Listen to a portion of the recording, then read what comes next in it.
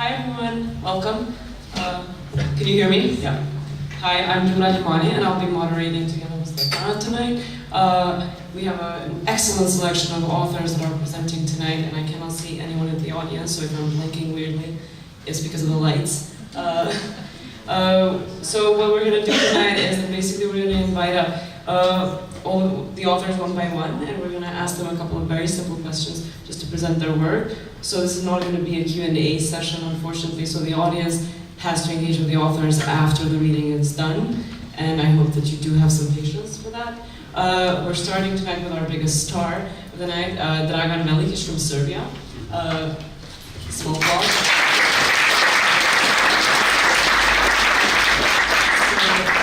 Dragan was born in 1953 in Belgrade, and he grew up in Poland, Croatia, and studied world literature in Belgrade. From 1991 until 1995, he was a columnist of the independent weekly newspaper Vreme, and from 1995 until 1999, he was the editor-in-chief of V92. Since March 1999 until 2005, he has been living in exile in Budapest and Vienna, and from June 2005 to November 2009, he was an ambassador of Serbia to Vienna, to Austria. He has published 10 novels and 5 books of essays, which are translated into 16 languages, and all of his novels, remarkably, have been translated into German. He is the most translated Serbian writer in the Hungarian language, and he has received the award of the city of Budapest for literature in 2013. He won the Nin Prize, the Serbian Booker, twice, for the novel Russian Window in 2007, and in 20,000 copies for The Investigator, his last novel from 2015. The Russian Window was published in Albania as well by Koha in 2008. He currently lives in Belgrade and works as a writer and a freelancer. Welcome.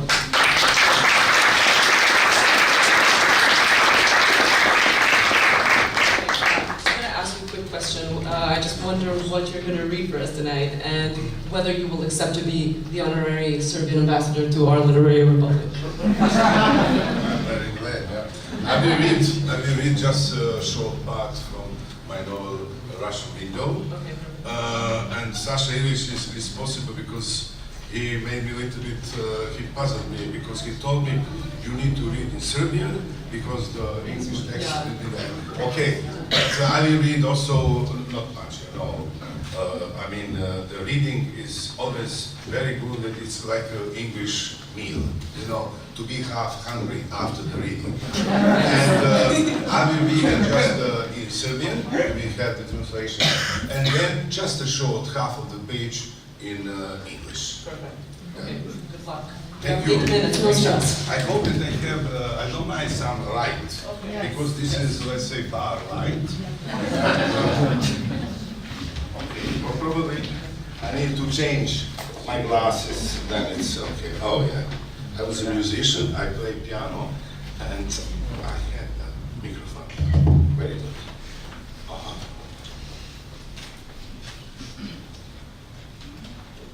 No. I had wrong glasses. And I changed for wrong, now it's okay. You know, probably it's connected with the first sentence that I was born in the wrong place. Yes. Rođen sam na pogrešnom mestu. Nije to fantazam da je drugde uvijek bolje, već je zaista tako. To se predosjeti. Ja sam oduvijek osjećao to pogrešno mesto i zato sam živeo bez lokalne boje. Biti sam sebi okolina, tako sam živeo. I rastao sam kao da rastem na drugom mestu, da je onda došao do kuskursa. Zato sam ovakav. Koje to pravo mesto nudi? Tako da postoji čvrst ram, nekakva pravila i pored ratova i revolucija postoje kompasi. Postoji tamo i ovde, postoje strane sveta. Mesta su numerisana, poštuje se rezervacija u vozu, restoranu, pozorištu. Decenijama se može koristiti ista marka sapuna, a to nije malo. To je ta čvrsta tačka, da se uvek mogu kupiti somotske pantalone, a ne samo onda kada su u modi, da su antikvarnice pune ostataka tuđih života koji govore o nekim boljim vremenima. i kad to nisu naša bolja vremena, kada to nije naša prošlost, ipak je bolje. Sama činjenica da je nekad nekom bilo bolje, čini da i meni bude bolje. Da su parkovi uređeni, da je novac konvertibilan, da jedem kozji sir uvek istog ukusa, da mogu svakog dana da kupim uloške za cipele, da postoje neke konstante, da pošta dolazi uvek u isto vreme, znam. I tamo bi bilo neplaćenih računa na tom pravom mestu. I tamo bi život bio uvek u izgradnji, ali barem je gradilište ograđeno, postoji privremeni vodeni čvor, agregat za svetlo, sve je taktilno, konzumira se po nekom redu, nikako u kricima besmisla. Kad živim tamo gde bi trebalo da živim, makar i u mislima, odmah mi je bolje. Mama je govorila da sve dolazi od svetlosti. To je na Geranoj probi Geppetto rekao. Izgovorio je rečenicu moje majke. Ako je svetlost nepravilna, onda je sve pogrešno i nezdravo. Jer kako to da isti zbir činjenica, mislim, kako to da sa istom količinom novca, planova, obaveza, nekad budem vesel i sve izgleda ostvarljivo, a nekad sam na ivici da se ubijem. A imao sam plan da se ubijem, dok sam još mogao da se ubijem. Sada bi to bilo mnogo komplikovano, ali onda, dok sam bio slobodan, kakav je to plan bio? Ne breš, ljudi, zvuči zanosno. Imao sam plan da odem u Budimpeštu, potrošim pare u kupleraju i onda sedem u voz za Debrecin, pa još dalje prema ukrajinskoj granici. I prvi put mi nije važno što prozor ne može da se zatvori, što bije promaja. I onako ću pre nego što stignem da se prehladim biti mrtav. Usput uništiti dokumenta, da posle niko ne zna ko se tu ubio. Vodit će me kao nestalog na mestu na kojem nikad nisam hteo da živim. Maskirao bih se u klošara, sasvim neuočljiv. Mađarska je korzo po kojem šeta beda istočne Evrope. Tu se svi oni okupljaju, tu im je čekaonica iz koje će jednom preći u salon. Zaboravio sam kako se taj grad na granici zove, možda je u Ukrajini. Tamo sam teo da otputujem. I onda uvek isti prizor. Kiša pljušti, sve neporubljeno i dotrajalo, zakrčenim ulicama vuku se Rumuni, afganistanske izbeglice, ukrajinske kurve, tibetanski kaluđeri, bugarski nakupci povrća, Kurdi, kineski trgovci, albanski dileri droge, srpski makroji i ja bled, sa grozničavim sjajem u očima, očajnički gacam po blatu između kamila. Napokon, u lokalnoj boji koju nikada nisam teo da priznam, napokon, makar na kraju života, odlučujem da u tom mizanscenu okončam. Kada nisam uspeo da se snađem, kada sam čitavog života uzaludno pokušavao da odredim strane sveta, da uvedem nekakve standarde, da mleko uvek ima istu masnoću koja piše na specifikaciji, da zimi u vozu ima grejanja, da liftovi rade, da nije šarmantno biti prevarant. Dakle, kad sve to nisam uspeo da savladam, da makar u tome što nisam uspeo da savladam i nestanem. Ali ja znam da nikada, ali nikada neće biti moguće da ovakav, kakav sada jesam, dođem na stanicu, da me ukrcaju u voz, da siđem u Vrnjačkoj banji, da se provozam perivojem, popijem čašu lekovite vode i da se vratim istog dana. I biciklom da idem, to je nemoguće. Ovo je pogrešno mesto, bez mogućnosti servisa.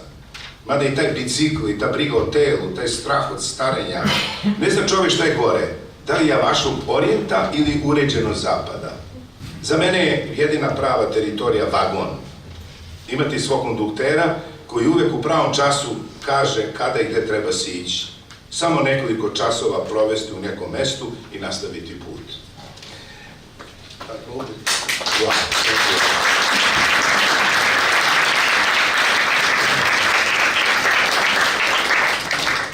And now in English, I mean, the third part of the novel, it's the, let's say, a lot of monologues, and it's one short monologue of one hero in the novel. Just to finish by that.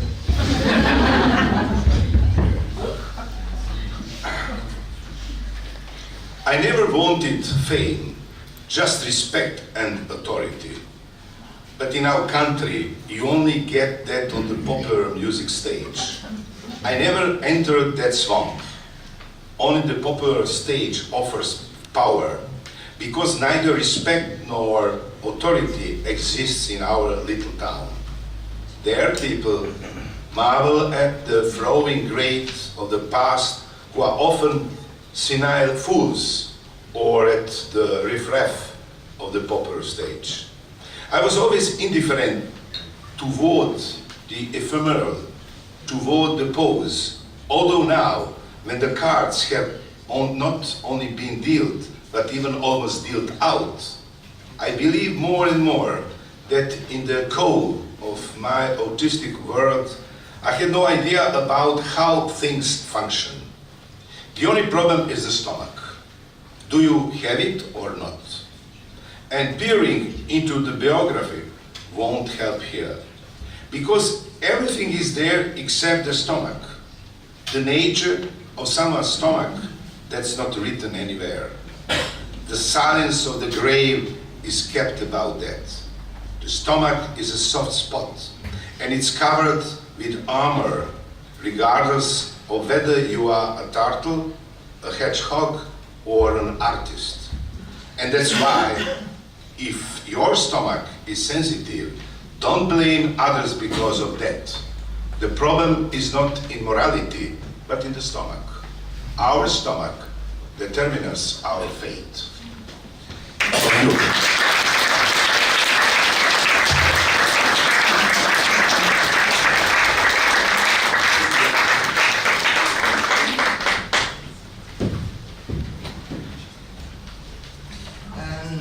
The second author that we are going to hear tonight is Bashkim Shehu. Can we have him?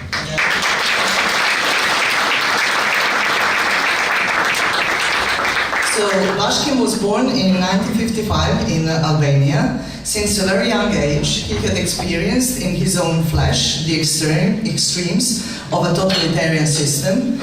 He's the son of one of the most important members of the system top leadership. And purged by the dictator in 1981, he spent 8 years in what is known as Albanian's Gulag, sentenced twice for what was considered a crime of opinion. Bashkim Shehu moved to Barcelona in 1997 thanks to the program Ciudades Refugio from the International Parliament of Writers, and he was a representative of this association in Barcelona from 1998 to 2000. Meanwhile, he continued his work as a literary writer and as a translator. So some of the authors Bashkim translated into Albanian are George Steiner, Hannah Arendt, Soren Kierkegaard, Roberto Bolaño, Marquez, Ballard, Eric Hobsbawm, and Sigmund Bauman, and many more. And his own books have been translated in many languages, among others English, French, Italian, Romanian, Serbian, and Catalan. Is it accurate what I just read? Yes. Pretty much. Okay, before you start reading the excerpt from, you are going to read from a book or you are going to tell us something?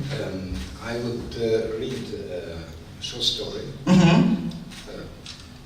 I wrote in 1997. First text that I wrote when I went to Barcelona.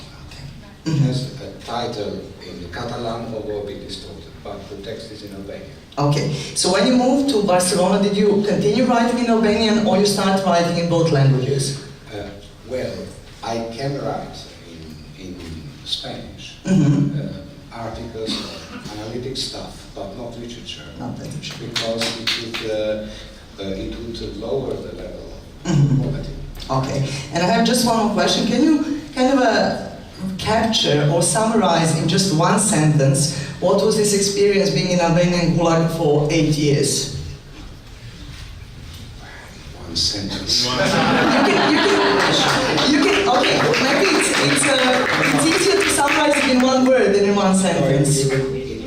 Even in one book I could not summarize. It is somehow distributed in different books. Yeah, but you know, for example, the Palestinian experience being expelled from their own land, they have this word Nakba, which means catastrophe. So they summarize this extremely traumatic experience of being expelled from their land in just one single word, which is catastrophe. So can you kind of condense your experience in one word? Well, paradoxically, I would say freedom.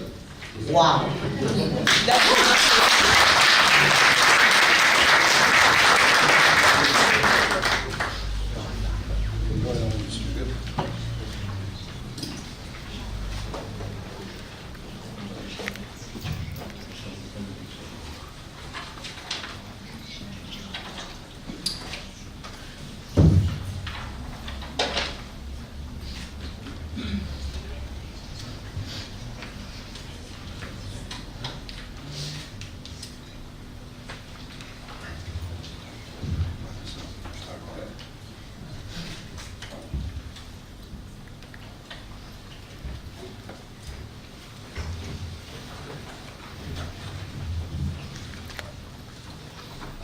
Almiraj Mugut.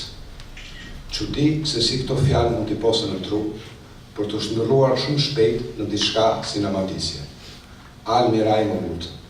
Këtë shprehje në gjuhën katalane e dëgjova ka nimthi një ditë prej ditësh, në më të zakonshmet, në një nga rruginat e lagjes gotike, mes mira fjalësh që mi kap të veshi, në spanjisht, katalanisht, anglisht, frëngjisht, gjermanisht, dhe në të gjitha gjuhët e tjera që mund të dëgjosh një ditë vere në Barcelonën e tyndur me të huaj nga të kataran të botës.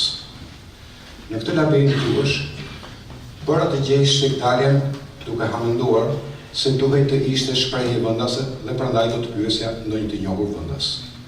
Natyrisht, sado që për çudi, kjo që është ndërruar ndër kaq në matisje, duke u përsëritur ashtu vetvetiu pa rreshtur brenda meje, e mua kjo më nxiste kurreshtjen për t'ia mësuar kuptimin. Ishte vetëm kurreshtje, sepse kuptimi s'kishte rëndësi. Nuk gjej hera e parë që në një fjalë më t'i posej në tru, kotë së koti në dukje, dhe pastaj po kështu më përsëritej për një farë kohë. Mirë po tani ishte tjetër gjë. Tani kjo t'i ndodhonte për mua, gati si formulë magjike, si thënie e te i jetëshme, apo si urdhër që buronte së brendshme, thellash të panjohura, e jo thjesht tok fjalësh që vinte së jashtme nga goja e një kalimtari të rastësishëm e gjithsesi të panjohur. Gjithsesi, Almiraj Mugut. Pyeta pra një mikun tim vendos çfarë do të thoshte. Dhe ai më shpjegoi se ishte në pasqyrën që lëviz. Ai i habitur më pyeti pse. Kopja këthe. E kam dëgjuar rastësisht. Nuk di pse më ka lënë mbres, duke mbyllur me kaq bisedën. Pra, ishte një shprehje sadokudo e rrallë në përdorimin e përditshëm, ndonse do të më rastiste ta dëgjoja për së dyti e së treti, dhe gjithherë prej të panjohurisht, të cilëve madje as fytyrën nuk do të arrija t'u shihja, siç nuk o kam parë fytyrat më së shumti lexuesve të mi të mundshëm. Nuk di kur ndodhi kjo përsëritje për herë të dytë e të tretë, apo mos vallë nuk ka herë të tretë dhe as të dytë ndoshta, po vetëm se ishte një shani e imja e përsëritur. Sidoqoftë, koha e përsëritjes më bëhet shumë e shkurtër, por aq sa është një shprehje tejet e rrallë, si thash, po edhe më bëhet shumë e gjatë, shumë më vonë se sa kur e dëgjova herën e parë, pra gjermë sa tashmë prej kohësh kjo shprehje kumbonte vazhdimisht brenda meje. Dhe mbas të tilla përsëritjeve, do të endesha vazhdimisht rrugëve duke vërvitur shikimin majtas e djathtas për të proftasur së paku njërin që të hapte gojën e ta thoshte, mirë po askush nuk do ta thoshte më. Kuptimi i saj për të tjerët, siç thash, nuk do të kishte rëndësi për mua asnjëherë. I kisha dhënë sa kaq, ndonse jo me sa duket qysh në krye, një kuptim të vetit, sipas kumbit që kishin fjalët. Almiraj Mugut, fluturim dhe rënje. Pjesa e parë, Almiraj, çka unë ndjeja si një fjalë të vetme, ishte vrull, kërcim nga lartësia, dhe ishte fluturim dalldisës në qiellin e pahan, pezull në ajër. Pjesa e fundit, Mugut, ishte rënje e beft dhe e menjëhershme. Almiraj Mugut. Ja, balkoni në katin e 7, në qiellin e 7, ashtu i zgjatur e i përhedhur para, a thua synon të shkëputet frutazi nga ballina e ndërtesës, në këtë pasdite me një tillë verbues, dhe parmaku me gdhëndjes bukurimore dhe një bimësie të dëndur, të hardisur, për një bote tjetër, dhe përtej ti hapësira për të hedhur me një tundim të pashmangshëm tashmë. Kërcim në zvrasti, fluturim, koha është ndalur tashmë dhe unë qëndroj pezull.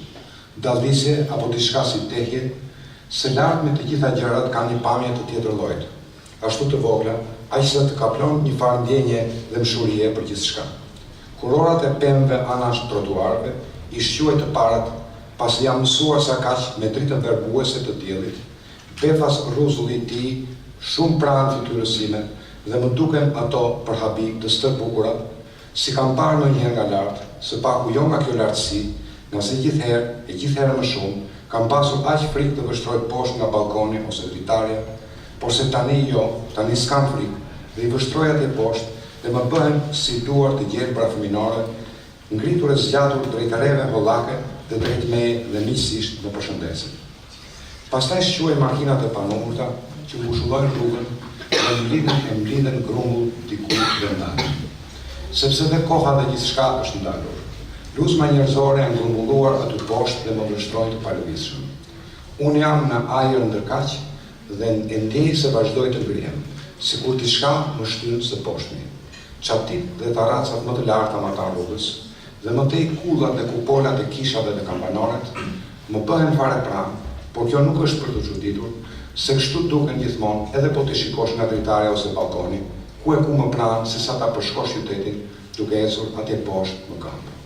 Sidoqoftë, ndërsa koha është ndalur, unë vazhdoj të ngrihem, dhe me sa duket jo thjesht nga hovi i vrullit të parë të hedhjes së vetvetes në zbrazki. Shpresoj të arrij kësaj gjë në majën e kodrës së Monzhrikut përkundrua dhe atje të zbres, të ulem butë, pa përplasje. E pse jo? Vështroj sërish mi poshtë. Luzmën e njerëzve që sa vjen në zmallovet, njerëz që ngren dorën, ndoshta për të përshëndetur, ose për të mbrojtur syt nga dielli. Të gjithë ndjekin ashtu fluturimin tim, dhe midis tyre duhet ketë patjetër tashmë gazetar, fotoreporter, kameraman të kanaleve të ndryshme televizive, gati e ndjej pranin e syve të rumbut prej qelqit të kamerave atje poshtë, gati i parapri kohës ndalur qysh tani, dhe qysh tani i shikoj njoftimet mbi fluturimin e jashtëzakonshëm të papar, të pabesueshëm të shkrimtarit mysafir të lagët në qytetin e Barcelonës, e shikoj veten tashmë nëpër foto dhe ekrane, së poshtmi si nëpër pasqyra zmadhuese, ndërsa interesimi i lexuesve dhe i të tjerëve që s'm kanë lexuar, sa vjen e rritet.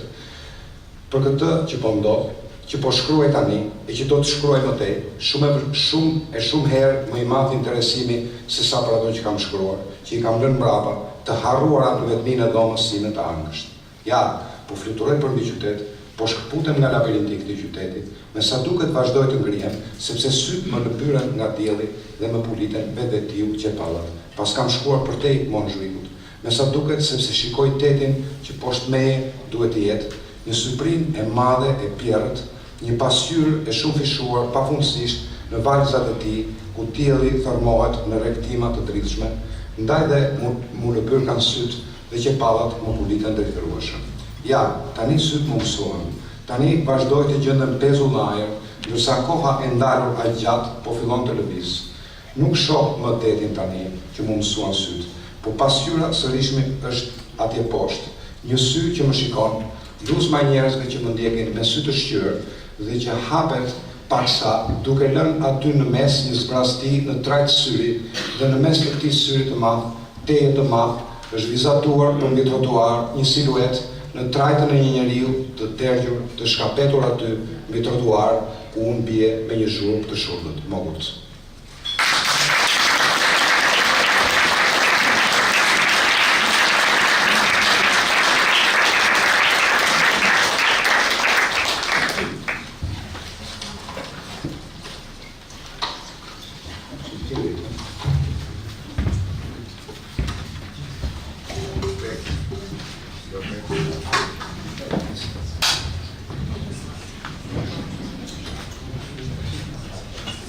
Our third reader tonight is Evelyn Schalk. She is an Austrian author born in Graz in 1981. She lives and works as a freelance author and journalist in Graz, Vienna, Berlin, wherever the road takes her. She mainly covers politics, social injustice, migration, and feminist issues, as well as cultural stuff. Evelyn studied Romance, languages, and literature, German philology and media, and graduated with a dissertation about the Austrian anti-fascist satire and political cabaret. Since 2004, she's a co-founder and editor-in-chief of the whole newspaper Ausreise, die Bandezeitung, and publishes as a columnist in Perspektive Hefte für zeitgenössische Literatur.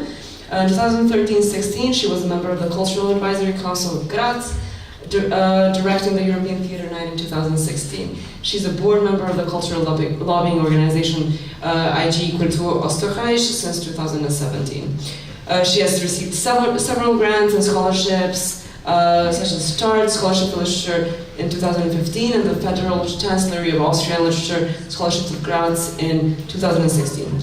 She's currently finishing her first two books, Graz Abseits der Pfade, which I will ask you to translate, I have no idea what that means, and Nachtschicht, which is bound to be published in 2019. She's always a traveler, a journalist, an author, activist, and poet, serving cities, languages, and literary experiments. Thank you for coming.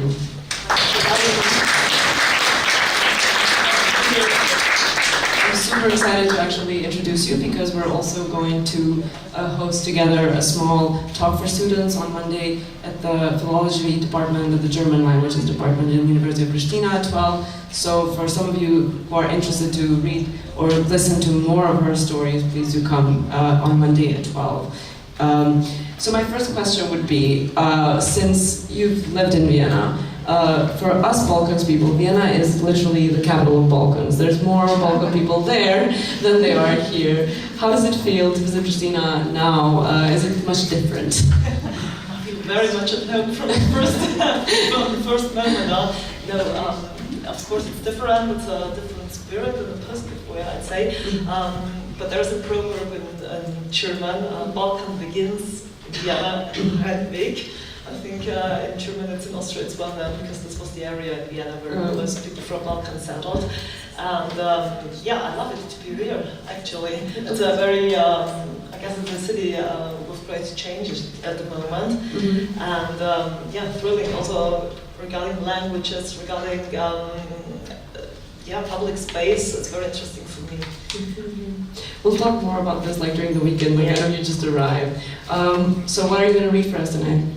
I'll read a part of Nachtschicht, Night Shift, which is the literary project I'm writing at the moment, which you also mentioned already, and which is taken a look, let's say, behind the scenery of cities, of traveling, of also of political changes, of resistance, and which is taking a stand against, because it's a kind of, it's not normality what we're living in at the moment, it's normalization. Mm-hmm. Yeah. And if we talk about resistance, if we talk about changes, we have to talk about language, because language is the only medium we are understanding, we are thinking and talking about things, and we need to decide on how we act, how we are going to live our lives, and to act in also in public space.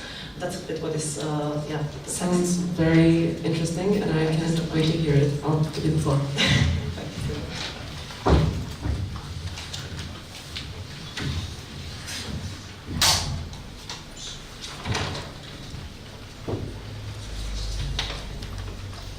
Look left, look right, mind the gap. Dunkelheit senkt sich und von den Nomadic Gardens ist nur eine gesichtslose Brachfläche zwischen den Gleisen geblieben, an deren Rändern schillernde Farben auf brüchigen Wänden leben. Sämig geschnittener Kakao in der Kehle rinnt über die Markierungen der Straße die Mandeln entlang, herber Geruch, der einen Fuß vor den nächsten setzen lässt, zwischen blinkenden Schnittmessern und dem Wunder hinter der nächsten Türe. Morgen, morgen, doch jetzt ist, was zählt. Nicht mehr als 16 Jahre blieben den Bewohnern hier in der Brick Lane vor keinen 150, um zu atmen, was die verdreckte Luft an Sauerstoff hergab, also kaum ein paar Züge. Jetzt fokussiert das Sirren eines Kameraobjektivs die fast schwarz gewordenen, namhaften Ziegeln und ihre Message, some art. Die Fabriksschlote rauchen längst nicht mehr, die Sweatshops dampfen wie eh und je, in der Kälte des abbrechenden Tages steigt Musik auf und leise werden Einladungen gemurmelt vor den Southeast Asia Restaurants des Londoner East End. Flache Dächer, die Lane entlang geduckt, künden die Zeit auf und die eine Armut ersetzt die andere, die bessere Bilderkulisse abgibt. Weltenwechsel und One World. Die Umsätze der City aus den Ziegelrillen der Brick Lanes der Welt gekratzt, den Pappkartonbehausungen von Notting Hills Filmkulissen, genauso wie den Backyards von Sohos flimmernden Bühnenshows. Aus Lumpenbergen und leeren Ginflaschen sind die Skyscraper hinterm Tower zusammengesetzt. Immer noch eine Etage, noch eine und noch eine obendrauf. Etagen vaginieren aus Grund aus der Themse, denen er ohnehin schon nackt am Asphalt hinterm Kinoportal klebt. Und deren Zeit nicht mal reicht und auch die Hände schaffen es nicht, den Hosenbund hochzuziehen, bevor stählerne Arme in schwarzen Jackettärmeln zugreifen und wegschaffen. Die Stimme nur bleibt, schwach, ihr verjagt mich doch immer hier. Dann versiegt sie im donnernden Strom, schweigender auf dem Weg zum bezahlbaren Wunder hinter der nächsten erleuchteten Schwingtür. Rote Lampions, die reihenweise das Grau des Abends verzieren und ein ins Zeitloch gefallenes Hare Krishna-Grüppchen, das über den Leicester Square seine Kreise zieht. Gerade bricht die Nacht und damit der Tag an. wenn die Leuchtschildersonnen am hellsten strahlen und der Boden unter den Absätzen vibriert, die dem Chor folgen zu den Faraway Towns und diese samt ihren Bewohnern Schritt für Schritt Richtung Top of the Dial hinter sich lassen.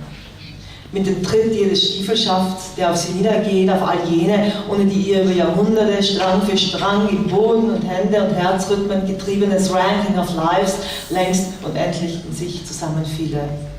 Die kunstvoll vernähten Lederverzierungen tragen die Fingerabdrücke Bangla-Towns in den Nähten, aus denen die Straßen platzen. Hey, you have to come back next Sunday, it's Fashion Week down, and so many cool guys will be around. Weiß getünchter Laden am Backyard Market, tote Fransen an den Röcken, graue Hoodie-Kleider im Schrägschnitt auf der Stange gegenüber. I do every piece on myself. Ein paar Hinterhöfe weiter ist die Zweisprachigkeit der Straßenschilder kein exotisches Fotomotiv mehr.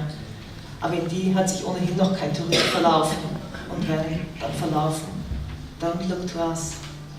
Es sind andere Städte auf verschiedenen Seiten des Globus, die sich über die Squares und Places, die Lanes und Streets, die Yards und Gardens von London erstrecken.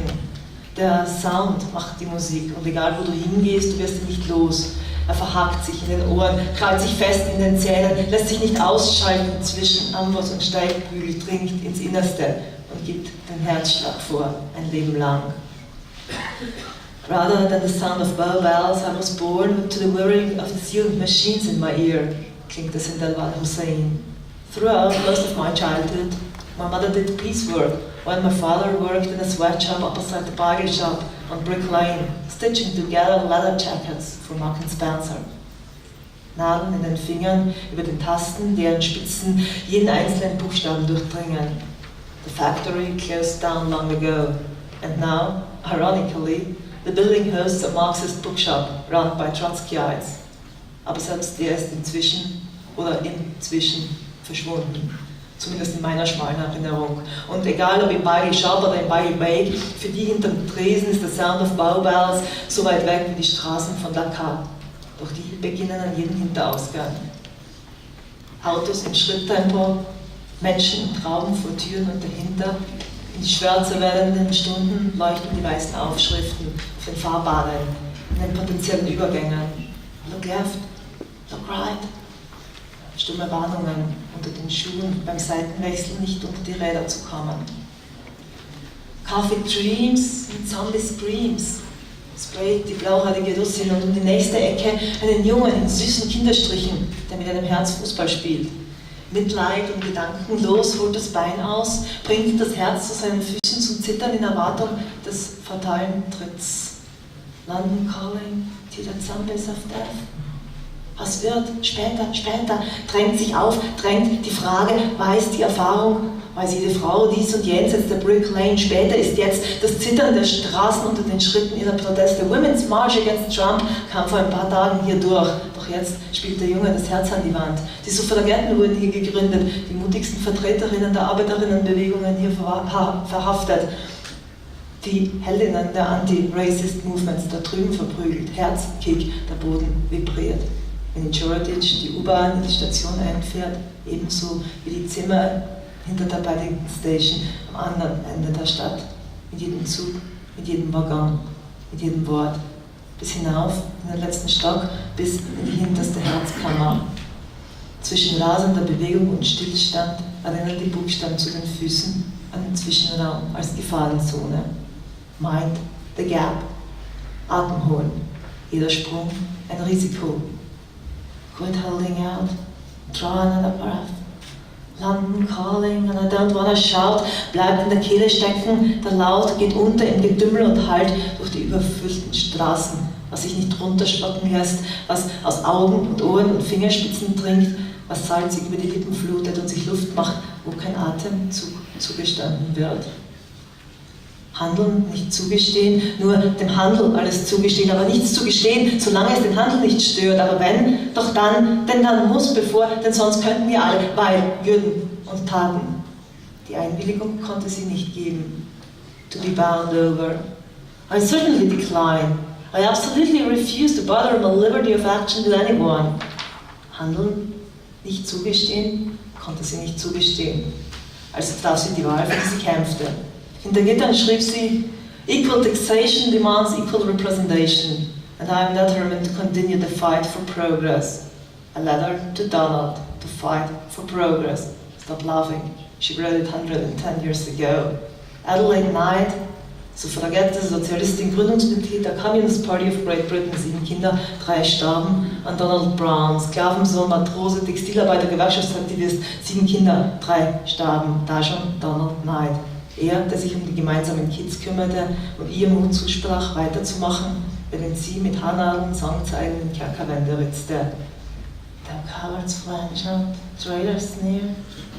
Die Tochter, Winifred, sollte Jahrzehnte später sagen, that she learned how to fight from her mother and how to care from her father. Das Werk ihrer Eltern, deren Biografie sie unter dem Titel Courage niederschrieb, setzte sie ihre gesamten 93 Lebensjahre lang fort. Fight and care. Sie wurde von allen Win genannt. Der Knoten in der überfüllten Tube von mir löst sich. Eine kunstvoll gesetzte Nadel baumelt verloren zwischen 2 Haarsträhnen und hält doch die ganzen 8 Stationen. Mit einem Ruck und 2 Schritten bahnt sich die Besitzerin ihren Weg zum Ausgang und verschwindet in der wogenden Menge unter Neonlicht. No, no, no, no, no, no, no, no, no, no, no. Und Europa und Europa und Europa und Europa und Europa erwacht an den Rändern. Und Europa kennt kein Pardon. Doch weit hinaus über den Grenzen lässt sich nichts untergraben, verraten, verbarrikadieren. Denn Europa, das lebt am Taksim und in den langen Nächten der Place de la République.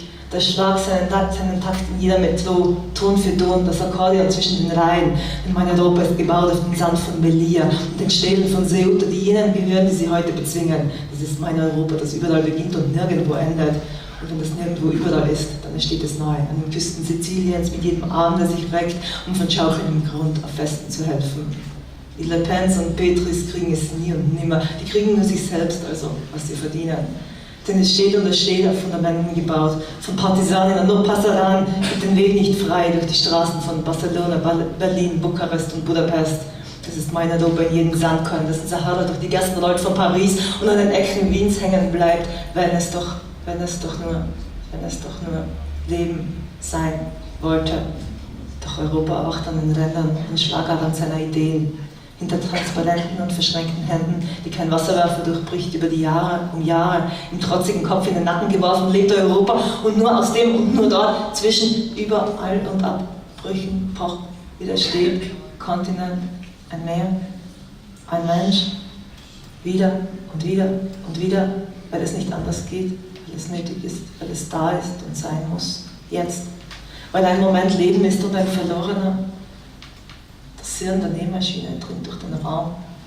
Ich habe es nie gehört, doch es hat mich mein Leben lang begleitet.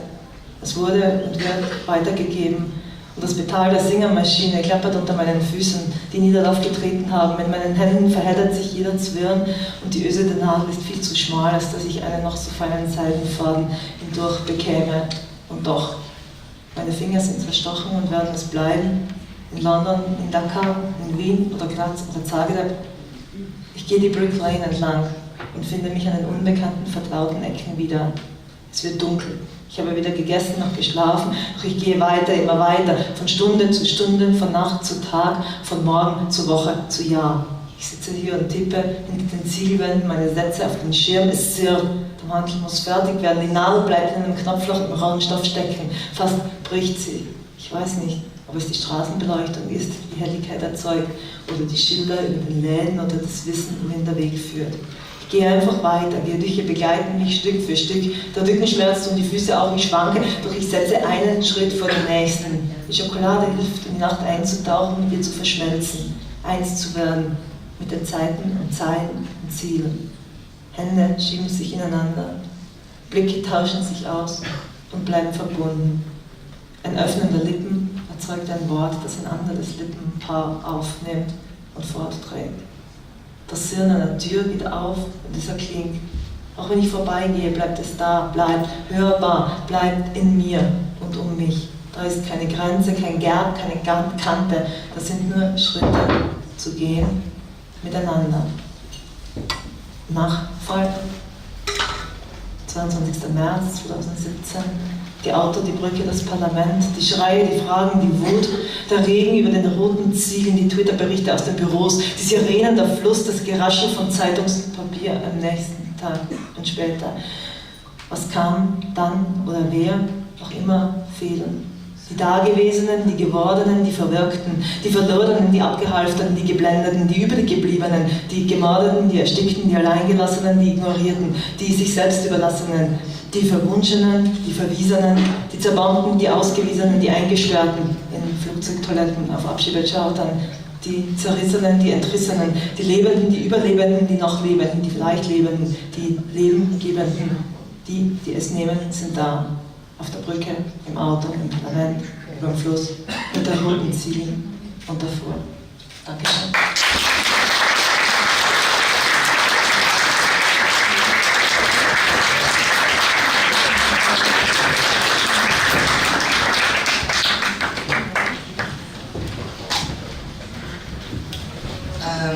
I'm supposed to introduce the last writer for tonight, but I'm very shaken by this piece, so I want to praise the author for really moved me a lot. So our last author is Antoine Jaccoud. He's a Swiss writer who writes for film, theater and performance. His film credits include Home and Sister, directed by Ursula Meyer, both films receiving international awards. Among them a Silver Berlinale for Sister in 2012. As a playwright, Antoine Jaccoud wrote Lolo Husband, a monologue about the famous dead French porn star Lolo Ferrari. I don't know anything about the guy, but I will check him out. Pandemic, Black Farce, about bird flu epidemic, and Farewell to Animals. All plays that were and are still performed in Switzerland, Germany, France, Italy and Poland.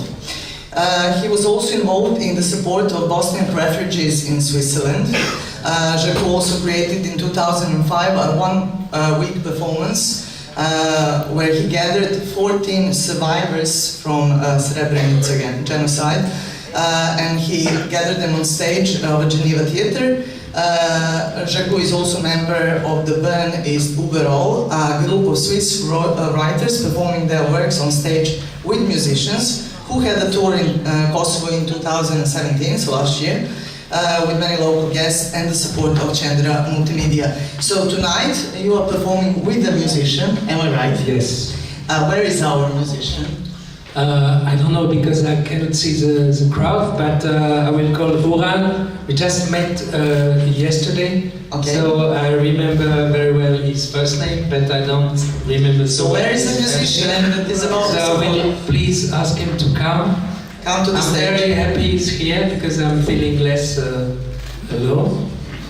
And we just need a few seconds to be comfortable on the stage. Because I will not sit. So you can clearly see by me saying that Antoine is the last author that I'm not that well prepared, because I'm trying to be at the same time Saša, Ilić and Ndërkombëtar, which is terribly difficult because I anyway have a cacophony of voices in my head and now another one. So we will see two actually, musician and author performing together. Can I have just one, can I ask one question? Yes, sure. Because I see that you do for stage and also performing with musicians. What do you want actually to bring from that other kind of authors with you? Why do you need them on stage?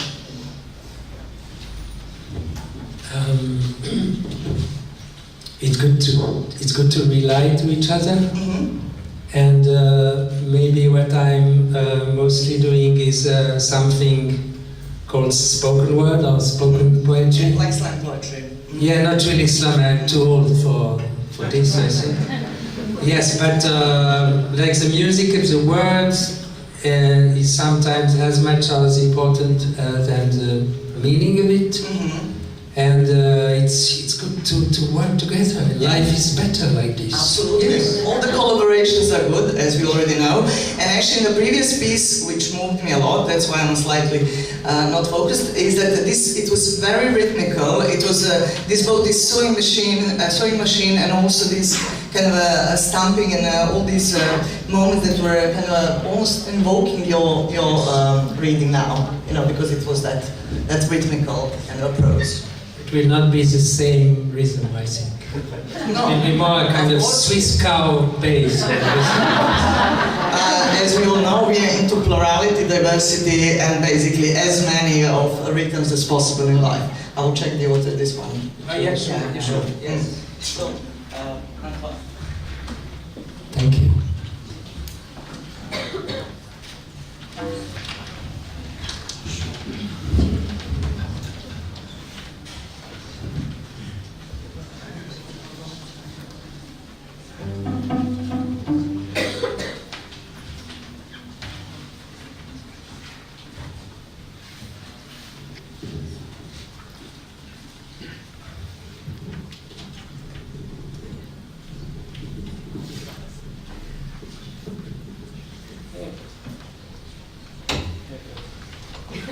Anyways, the musician will start.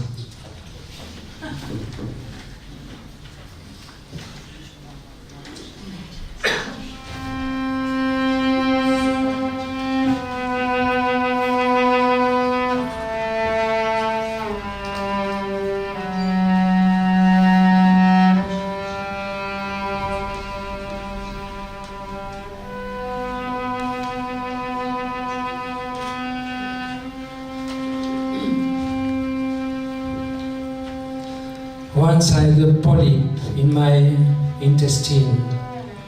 I had to remove it. The whole surgery was shot with a little camera. It was my first independent short film. Once I was arrested distributing Trotskyist flyers in front of the barrack of Swiss army. Someone had called the Polip. I still like the word Polip anyway. Here in Prishtina, Polip means poetry instead of surgery. Polip means literary republic instead of bordello politic. And if someone tonight calls the Polip, only a bunch of funny people will secure the place. Good evening.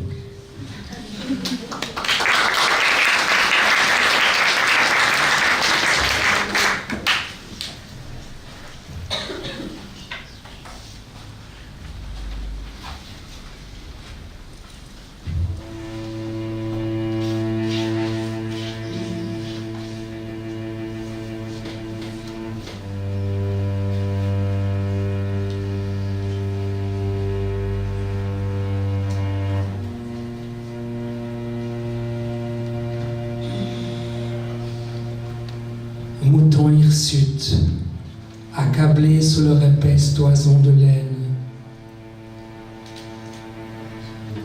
Vache traînant sous elle de lourdes tétines, désormais inutiles.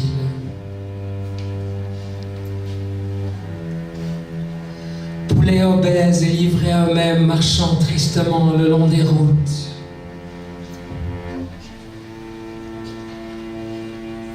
Veaux, oies et chevreuils, frappés d'infarctus ou luttant tout simplement contre le cancer. Porcs égarés et confus en proie à la maladie d'Alzheimer. Dindes et lapins affligés de cataractes. Chevaux équipés de pampers contre leur gré. Chevreuils, cerfs et lièvres, en proie à la dépression. Truites, aux brochets séniles et agités de tiques au fond des lacs et des rivières. Iaplo, Ketuyan, Areten. Les galettes et morelles, tâches, bouche-de-tine.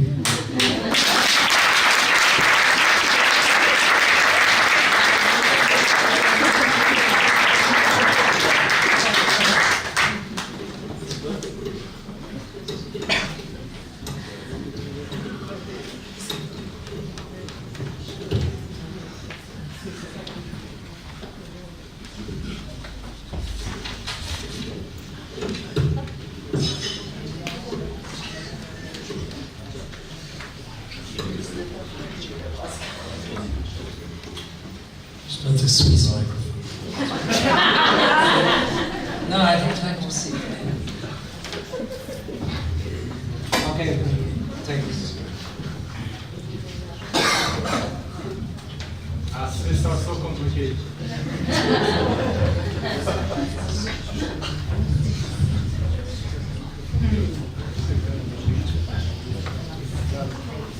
I will manage.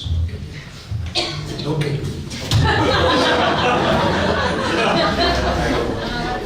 Never in Kosovo again.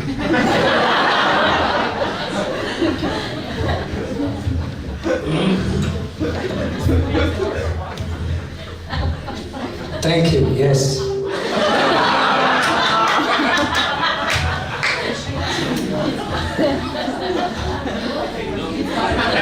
I don't touch it. I don't touch it. Okay, we try to concentrate again. Thank you.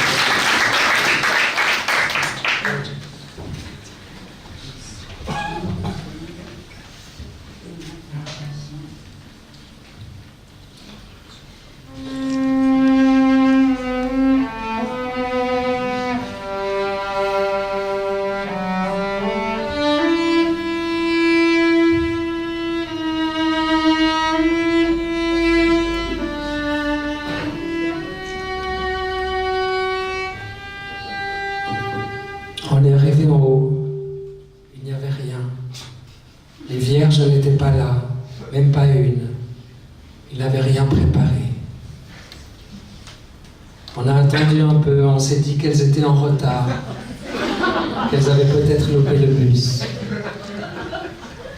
Quelqu'un nous a amené de l'eau, on avait soif, on avait couru, il faut dire, et puis des dattes, parce qu'on n'avait rien avalé depuis des jours.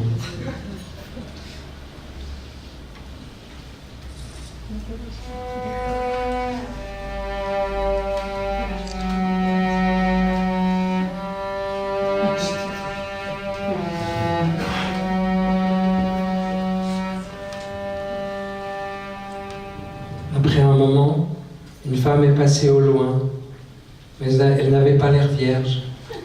Elle n'était pas belle non plus. Alors on a commencé à se dire qu'on s'était fait avoir et que tout ce qu'on avait fait en bas, on l'avait fait pour rien en définitive. Et on a commencé à l'avoir mauvaise. Quitter les potes et rendre les clés du 4x4 passe encore. Et ce qu'on a fait après, merde. On aurait su qu'il n'y avait rien au bout. On n'aurait même pas commencé.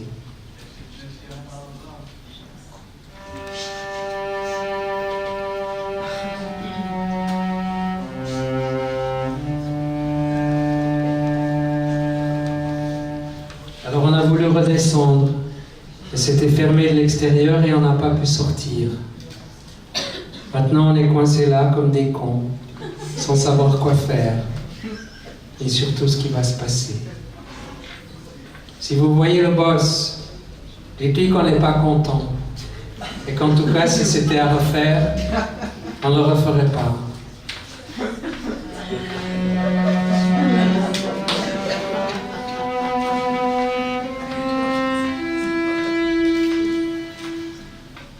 Faut pas nous prendre pour des guignols non plus.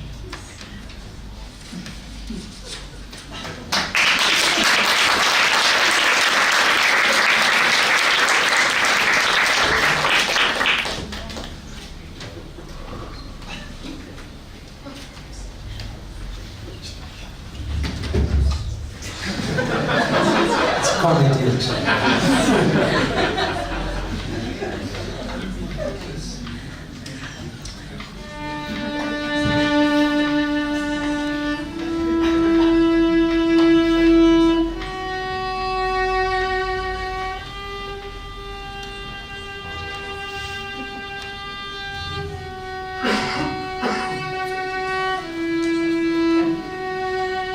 Une fleur violette dans le dos de Madame Rogamet. Une immense tête de mort sur la fesse gauche de Mademoiselle Imoltz. Un petit diable sur l'omoplate de Monsieur Ferrari. une boucle en or dans le nez de Monsieur Boya, un scorpion rouge et bleu sur le cou de Madame Chakiri, une perle de chez Swarovski sur la langue de Madame Stutz et un piercing de le clitoris de Madame Evelyn. On est dans une maison de retraite en 2063, après Jésus-Christ.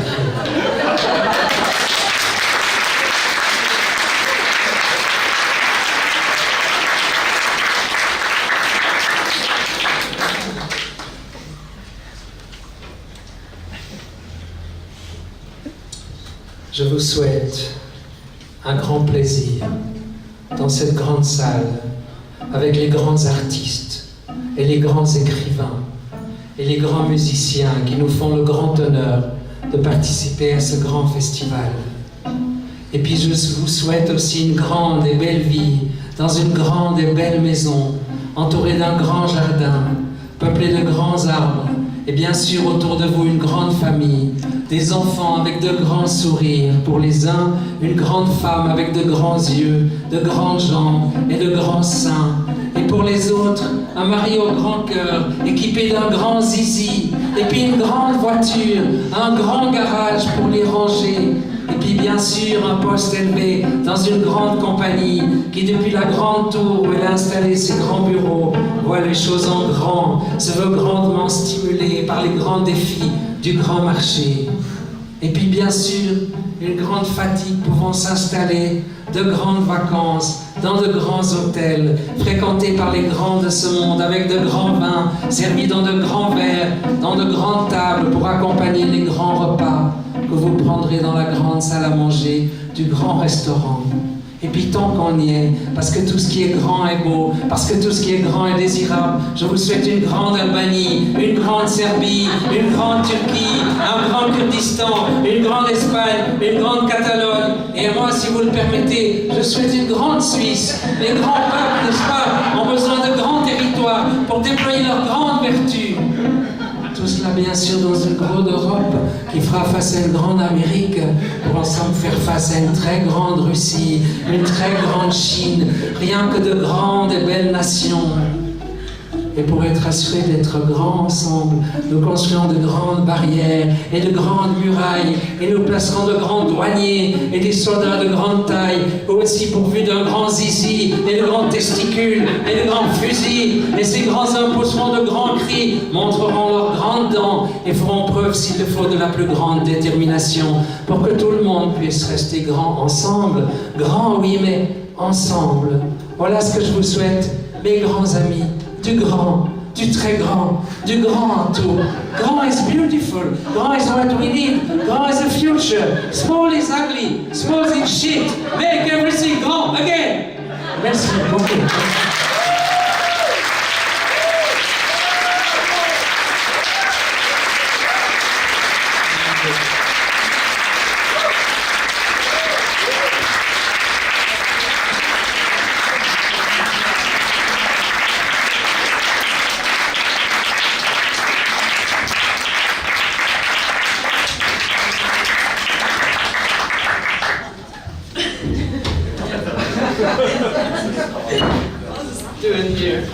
I apologize for the technical problems. We just established our republic, so it's very normal.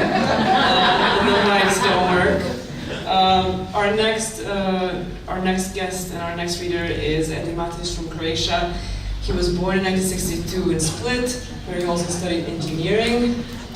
During the war, he was in charge of the German peace and humanitarian organizations in Croatia and Bosnia and Herzegovina. He works as a graphic designer. He organized concerts, produced music, videos, and also co-produced Rajevski Krug, musical stage in a dozen of countries in Europe and the US. He has published 3 novels, Ovdje fali ženska ruka, which besides being one of the finalists of BBZ competition for the best unpublished novel, was nominated for the Kiklo Prize and shortlisted for the T-Portal Award. Then he also published Grimalda in 2012, which was translated into German, Serbian, and Macedonian, and was awarded the Steiermarkische Bank Literary Award, and finally, Regia Stranica in 2016. His short stories and poems were published in anthologies and literary journals in Croatia, Serbia, Montenegro, Bulgaria, Turkey, Austria, Germany, Kosovo, and Macedonia. He's also a photographer, and his photographs were exhibited at Art Point Gallery in Vienna, Fotogalerie Rathaus in Graz, and Forum Europa Leipziger Buchmesse. He's a member of the Croatian Freelance Artists Association, Croatian Writers Society, and an honorary member of PEN from Bosnia and Herzegovina. In 2008, he also founded KURS, the Association for Promoting Culture and the Arts, and the Writers in Residence Project, which has until now hosted and presented hundreds of international authors. Thank you for coming.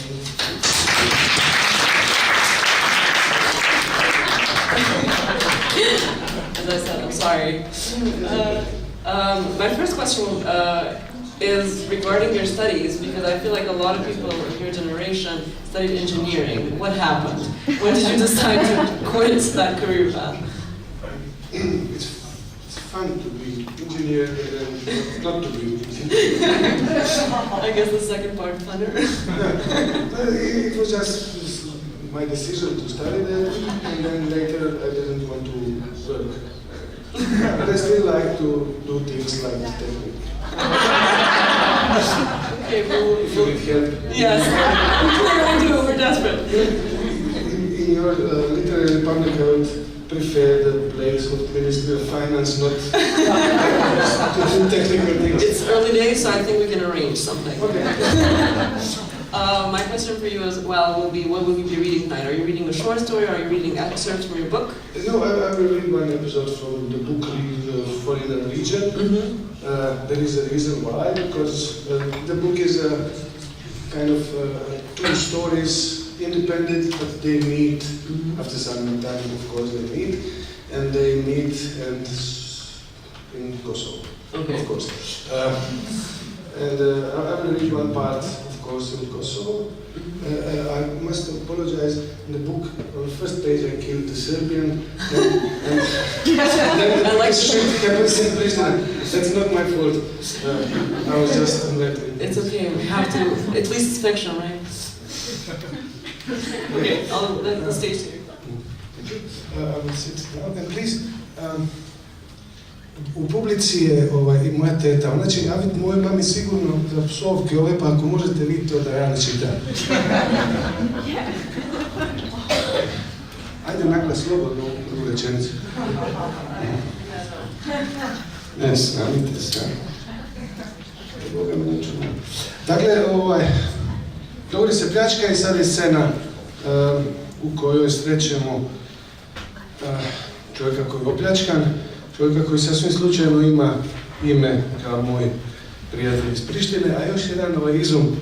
Mi Hrvati se volimo igrati Boga, pa kažemo neka bude svjetlo i bude svjetlo. Ali ovi iz kazamata i ambasada su naučili živjeti u mraku, ja nisam. Dakle, prokleti škija. Nemanja, jesi li ti normalan? Pa mene da kradeš, bre, čukelo jedno. O, kakav kreten, ja ga primim ko brata i volim na ručak umjesto da ga razapnem na krst, i to onaj katolički, mamu mu pravoslavno. A ti znaš ko te opljačkava?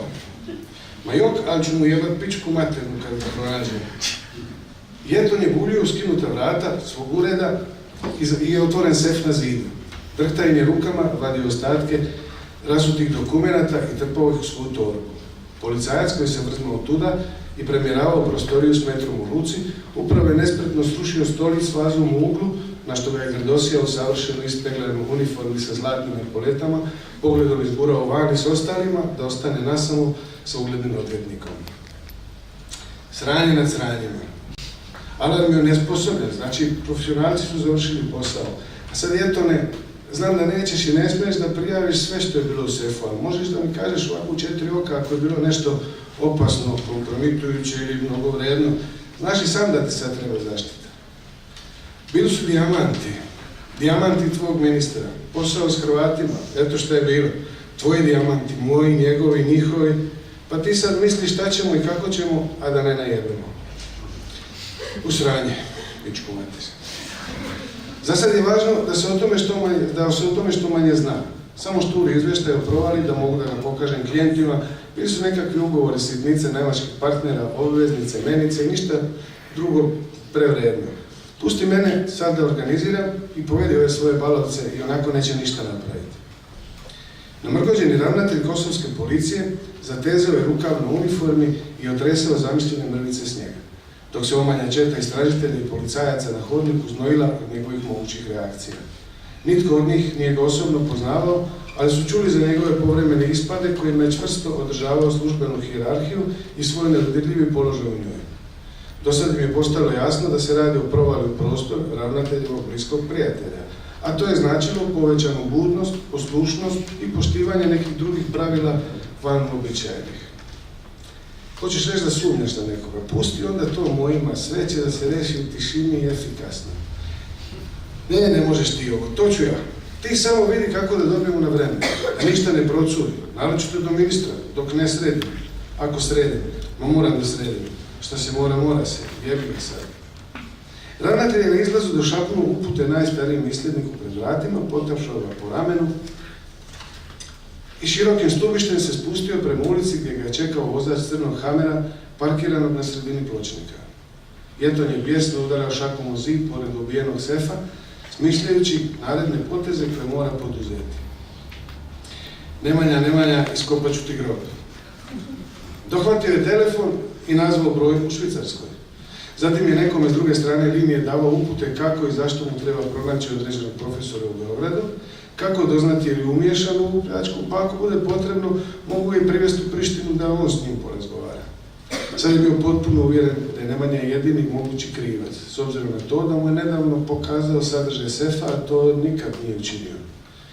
Nestao je i fascikl s dokumentacijom masakra pored Milana, što je bio razlog više da posumnje u Nemanju. Sigurno misli da je prikrio trag uzimanjem kuverte koju nijedan normalan lopov ne bi uzeo. I sve je vodilo zaključku da je propali profesor zatrebao financijsku injekciju, pa je zbog toga angažirao nekog lokalnog ili uvezenog lopova koji će to odraditi umjesto njega. A usput da se na neki način i osveti zbog arte. A koji kurac je petljao s njom kad nije njegova liga? Ofucaniška u krizi srednjih godina naganja mlađak na banku. Pa gdje to ima pičkati materina bre đubre jedno? Kao odapeta strijela prema Salmanu Ruždiju, kao besa izrečena u vrlitima prokletija, vijest je iz Švicarske krenula ka Beogradu na 2 adrese pouzdanih suradnika. Rifat Jašari i Mehmed Jašari primili su pozive tijekom istog dana i odmah ostavili svoje trenutne poslove. Rifat je zatvorio pekaru, a Mehmed, fizički radnik na jednom gradilištu u Pančevu, zamolio svog šefa za par slobodnih dana. Našli su se u pizzeriji na bulevaru Zorana Đinđića. Razgovarali su na srpskom, kao i uvijek u javnosti, još od 80-ih kad su postali nepoželjni u gradu. Rifat je stigao taksijem, a Mehmed je svoj bijeli BMW terenac ostavio na parkingu pred pizzerijom. Zastajen pištolj je uvijek bio skriven u posebno izrađenom preticu pod haubom, koji je izgledom potpuno pripadao moćnom motoru. Micao ga odande jedino kad bi odlazio na tehnički ili na servis. Rifat i Mehmed nisu bili braća, nisu čak bili ni u rodu. Prezime ih je sasvim slučajno povezivalo, a dokumenti izdani u Albaniji i Švicarskoj omogućili su im slobodnije kretanje svih ovih godina. Preko švicarskih kanala su dobili šture upute. Rifat će navratiti do nacionalne biblioteke i raspitati se po fakultetu, a Mehmed je bio zadužen za patroliranje po kvartu u kojem tražili stanove. Sve ostalo će dogovoriti naknadno. Jeton Kastriot je tog jutra obavio 10-ak žučnih telefonskih razgovora. Jedino što mu je padalo na pamet bio je susret s Nemanjom i nesmotrenost u kojoj mu je pokazao sadržaj sefa. Toj slici je nadodao Nemanjinu lošu financijsku situaciju i ogorčenost zbog prekida s artom, pa se više uopće nije pitao kako bi zbunjeni profesor književnosti uopće skupio hrabro za ovako nešto. Naravno, nije mogao znati da su trojica njemu potpuno nepoznatih ljudi 2 dana ranije krenuli iz Splita prema Prištini, prema njegovom sefu. Nije mogao znati da su Roko, Bogdan i Martin sinoć izveli jedinu uspješnu krađu u povijesti svojih zajedničkih operacija. Prethodno su proveli prištinski dan u temeljitim pripremama za večer u kojoj se namjeravaju obogatiti nečim dijamantima, ne razmišljajući o njihovom porijeklu i o posljedicama koje za sobom nosi njihov nestanak.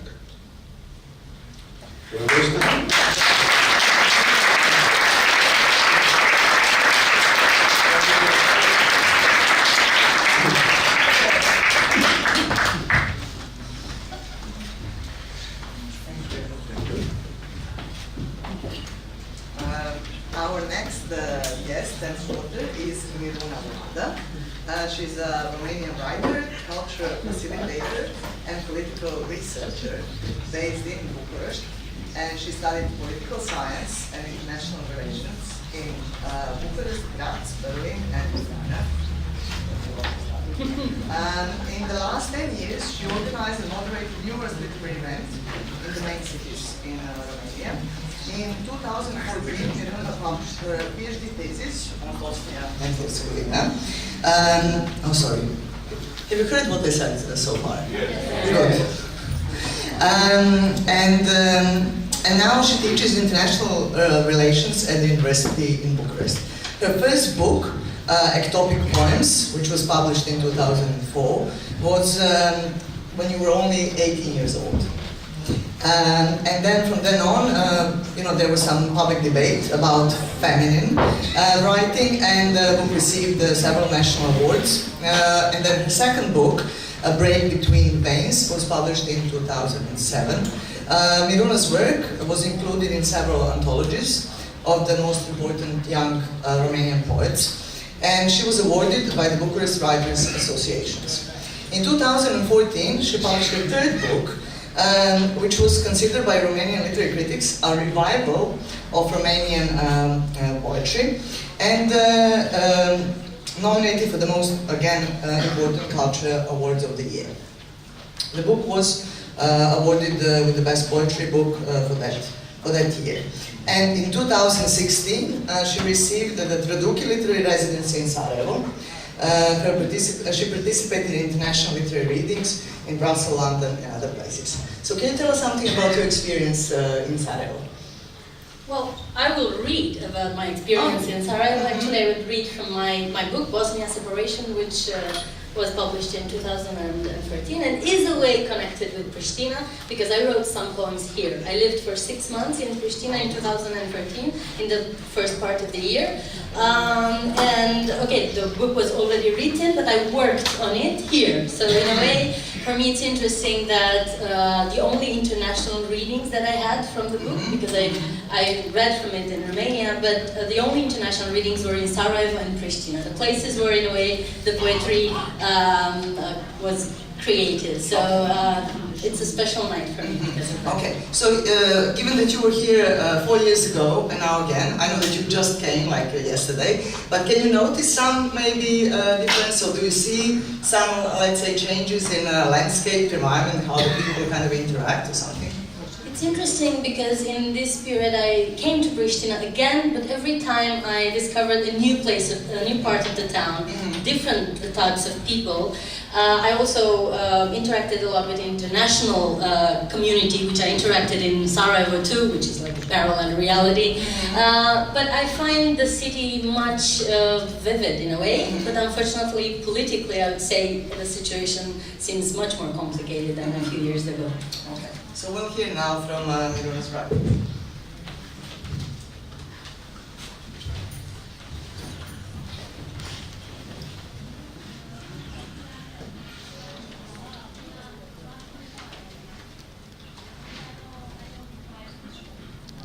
Partajul e un război de destrămare. Al fostei Iugoslavii și al fostei femei din mine. Partajul meu e patria mea mâncată de mori. Tot ceea ce am câștigat prin luptele noastre separatiste.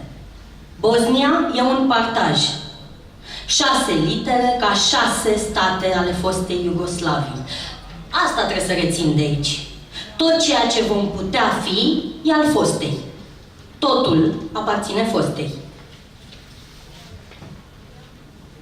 Ai casca la tine?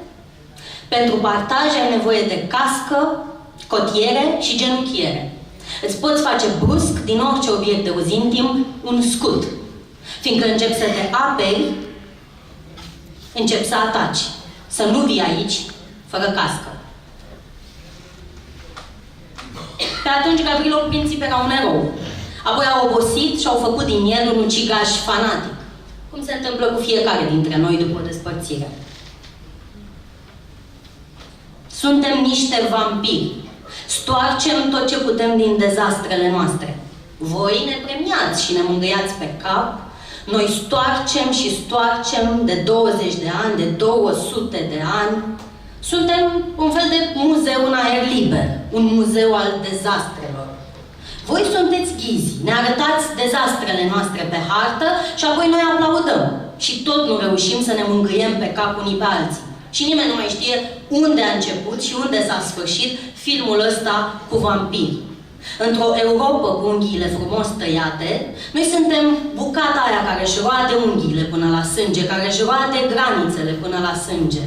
După naționalism, nu ne mai rămân decât cimitirele, unde stăm unii peste alții. Țara mea plină de glorii, țara mea mâncată de moli, țara mea născută din fobii, țara mea rămasă fără jucării. Victimizarea e ca un chirurg nepriceput care îți mutilează cel mai sănătos organ. Nimeni nu gândește un cuvânt întocmai și exact cum îl gândește un altul, iar această diferență, oricât de mică, freamătă în întreaga limbă ca un cerc pe suprafața apei. De aceea, orice act de înțelegere este întotdeauna concomitent și un act de neînțelegere. Orice concordanță în gânduri și în sentimente este totodată o separare. Wilhelm von Humboldt. I.Gj. În 96 am lucrat la un post de radio local. Îmi plăcea că rămâneam uneori singură în cabina de sunet și mă jucam la butoane. Dădeam bașii când mai tare, când mai încet. Apoi iar mai tare. Știți că bașii dați tare îți fac urechile să țiuie și boxa trepidează ușor și simți vibrația în piept. Era un reflex, cred, să mă joc la butoane, să simt că am controlul bașilor. Control și nicio remușcare. M-am învățat și pe mine războiul ăsta ceva. Zahida. Aștept frica de lângă mine să vină să vorbească în locul meu la tribunal. Să mai amânăm încă puțin, vă rog frumos, domnule judecător. Sentințele sunt oricum indescifrabile. E ca un vis pe care nu mi-l amintesc. Ce să vă spun? Dar e ciudat că nu mi-l mai amintesc mereu la fel. O amnezie ce revine cu aceeași claritate. Gropile comune sunt ca niște sere. Am un vis recidivist, nu-i așa? Doar cel ce știe să îmbrățișeze știe să chinuie. Uitați-vă, e plin orașul ăsta de afișe de publicitate ale morții. Ea e singura care a rămas nebombardată. Frica. Odată cu alfabetul m-au învățat și reproșul în 3 dialecte. Am 3 amnezii. Ce să pun în declarație? Nu era mai bine să pictăm în loc să vorbim? Nu era mai bine să rămânem în picturile alea rubestre? Iertați-mă, dar aici e tribunalul uitării de la Haga. Noi muți și ei surzi, în afara limbajului, nimeni nu se mai teme de nimeni.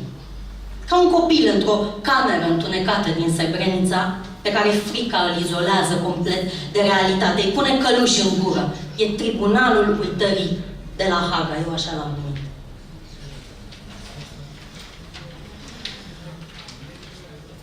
Partajul e ca numărătoarea inversă, înainte de dezamorsarea bombei, când pariul e deja pierdut și totul rămâne doar ca un joc ieftin de limbaj și inerție.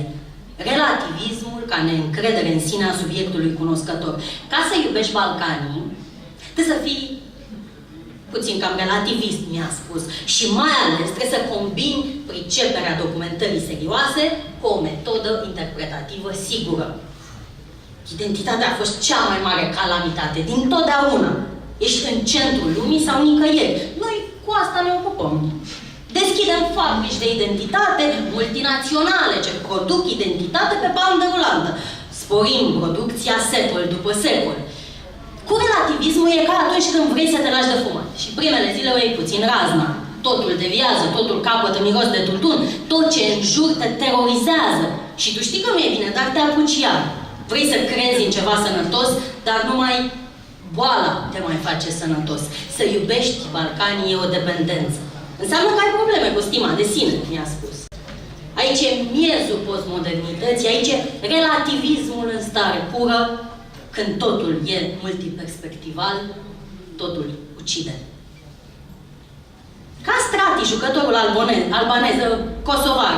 Mă rog, părinții lui au origini albaneze, iar el s-a născut la Oslo, părinții lui emigrează deja din Bosnia. Doar el mai știe exact ce e.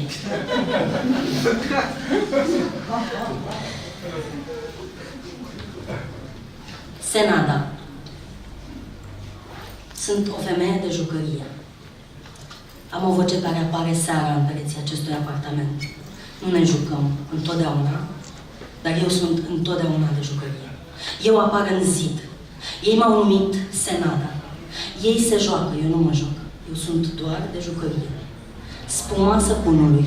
Imediat după ce el iese din baie și se spală pe mâini. Când el iese din baie, eu intru cu vocea prin perete. Eu văd cu vocea mea pe întuneric. Spuma aceea caldă, rămasă pe săpun, ca și cum niște flori mici și albe au ieșit din pielea lui. E întuneric și mă joc înăuntru cu spuma săpunului. Ei mă strigă prin casă, ei râd tare, fac zgomot ca să nu se sperie de bărbăția lor. Le e frică de armele lor. Strigă tare, Senada, Senada, Senada. Vocea lor nu rămâne pe loc, intră și iese bezmetic din pereți.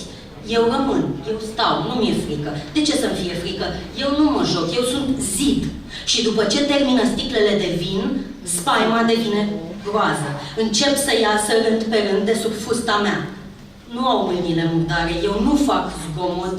Ei au ieșit rând pe rând, nu erau murdari, ei făceau gălăgie. Senada nu mai e numele meu, e numele lor. Eu țin ochii închiși, eu văd pe întuneric. Murdăria nu se vede pe întuneric. Eu nu mai am piele, dar am sub fustă tot ce a mai rămas din războiul ăsta nenorocit. Spuma de săpun cu miros de piele, dar fără piele. Îmi strigau numele și mi acopereau fața. Nu mai era numele meu, acum era numele lor. Ultimul a aprins lumina. Du-te la baie să te speli, a strigat. Eu sunt de jucărie, n-am cu ce să mă spăl, la robinet nu curge nimic, nu am putere să învârt de robinet. De unde iese apa? Nu pot atinge robinetul, nu e niciun săpun aici, doar niște cârpe aruncate pe jos. Mă șterg, curg, mă șterg, curg. Dacă aș ști numele lor, i-aș striga și eu pe nume. Le-aș pune mâna pe față. Mă joc la comutator, aprind și sting, mă șterg, curg, aprind și sting. Nu se mai aud vocile. S-a supărat Senada, zice. Hopa, fiți atenți că s-a supărat Senada. Când vin aici, intru în baie. Doar în baie. Nu știu celelalte camere. Intru mereu după ce el se spală pe mâini și închide lumina. Intru ca să mă uit la spuma săpunului și văd prosoapele albe, mari, săpunul, mirosul pielii lui curate, între pereții casei Caraman. Nu mai e gălăgie. Acum au schimbat robinetul ăla ruginit. Acum e un buton pe care apeși ușor și curge apa. De unde vine apa? Când iese de sub fusta mea, aprinde lumina și covorul e plin de pete roșii. Du-te și spală-te, jegoaso! Nu pot atinge robinetul, tremur. În raidul nostru de ieri de la Bihaci am omorât vreo 30 și tot nu s-a făcut atâta mizerie. Zice, Senada asta sângerează cât un pluton, zice. Nu e săpun, la robinet curge apă cu rugină. Mi-am îndesat niște cârpe înăuntru ca să se oprească. Parcă i-am tăiat veregata sub fusta aia, zău așa. Dacă aș avea piele, m-ar chema Senada și aș purta numele lor. Dacă aș avea sânge, l-aș curăța cu prosopul ăsta alb. Ar ști că Senada e din nou aici în baie, fiindcă ar vedea prosopul murdar. Eu sunt o jucărie cu sânge. Dau drumul la apă în fiecare seară și el intră să oprească robinetul. Eu vreau să mă joc, am venit din nou aici, în Focea, unde a rămas trupul meu, numele meu în zid. El se sperie degeaba că nu-l pot atinge. Vrea să repare robinetul, mă strigă Senada prin toată casa. Mai întâi a chemat instalatorii, apoi l-au internat. Și acum mă tot strigă în continuu. Senada. Eu privesc spuma săpunului. Am rămas aici. Medicul legist mi-a consemnat greutatea, înălțimea, culoarea părului. M-au așezat în documentele lor. Au murdărit pacea cu numele meu.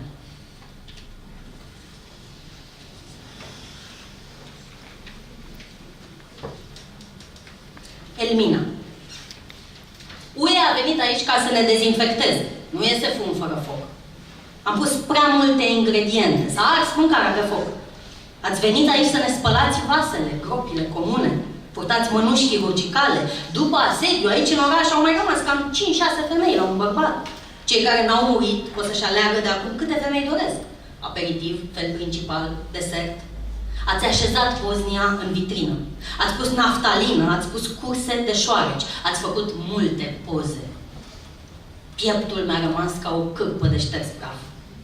Tu crezi că poți să pedalezi cu 3 rânduri de picioare? Istoria noastră e ca o ceașcă ce se varsă peste granițe. Curge pe covor. La televizor se aud țipete și împușcături. Când osul se rupe, pui o proteză. Pui deasupra lui 3 rânduri de frici, de bandaje.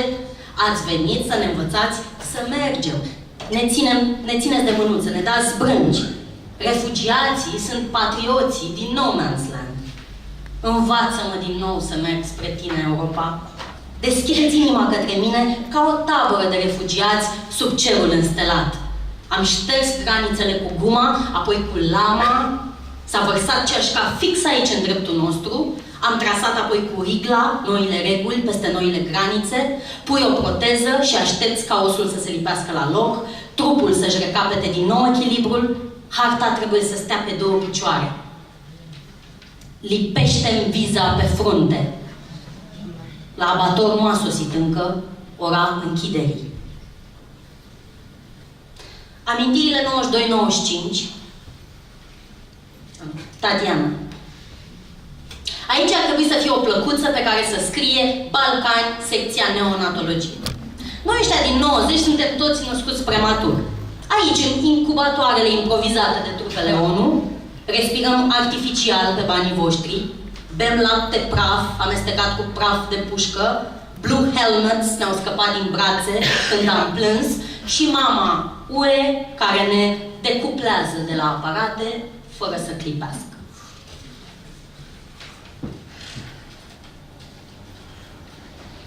Nu se poate realiza la starea civilă sau la notar divorțul prin acord dacă cei 2 soți nu se înțeleg cu privire la numele purtat de soție după divorț.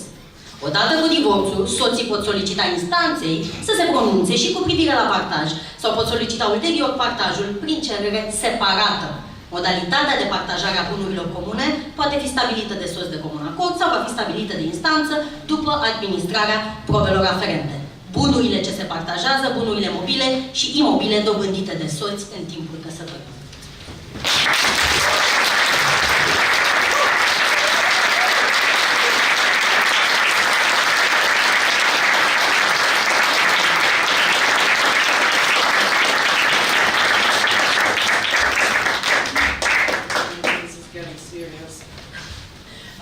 Okay, we're almost nearing the end. We are down to the 2 last writers for tonight, but no need to rush because we do have live music afterwards, and I'll tell you more about that once after our readers are done. I have the honor to invite on the stage Gonca Özmen, a Turkish writer. She was born in Burdur in southern Turkey in 1982. She studied and graduated in English literature and languages and in 2004, and she's also done a PhD thesis specifically in the revision of ekphrastic poetry of Cubist male painters' representation of the female body, which she published in 2016. Her first poem was published in 1997, when she was only 15. She was rewarded the Worth Paying Attention Poet Prize, the Yashar Nabinet Nair Youth Prize the same year, in 1997. She was also awarded with the Ali Riza Ertan Poetry Prize in 1999, and let's welcome her here tonight.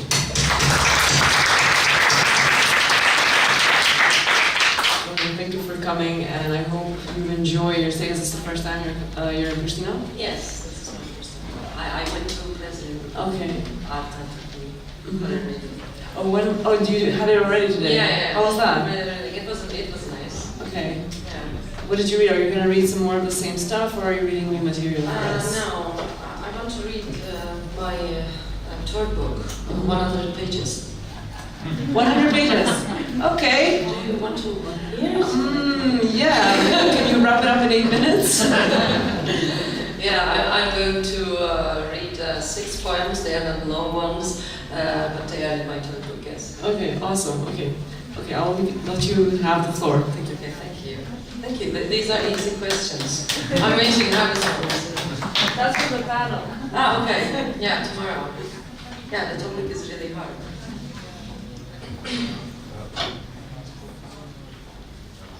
Melez. Dante okudum, bir erkeği soydum beyaz. Usul uslu uzandım, borçlarımı saydım. Yitiğim çok, avuntum bol, günahım güzel. Bakın işte çalı çırpı kaldım. Kuşları sordum, ormana daldım beyaz. Üstümü başıma alıp çıkardım. Ne de güzel durdum omzunla akşam arasında. Uzun uzak hatmilere baktım. Dante okudum, bir askeri öptüm beyaz. Bütün kasaba uykuda gibi bir zaman. Attığın taşın yankısıydım, geri döndüm.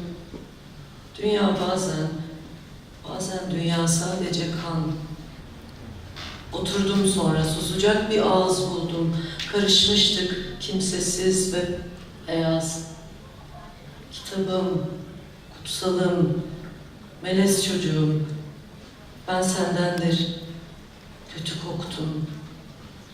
Dante okudum, bir devleti vurdum, siyah.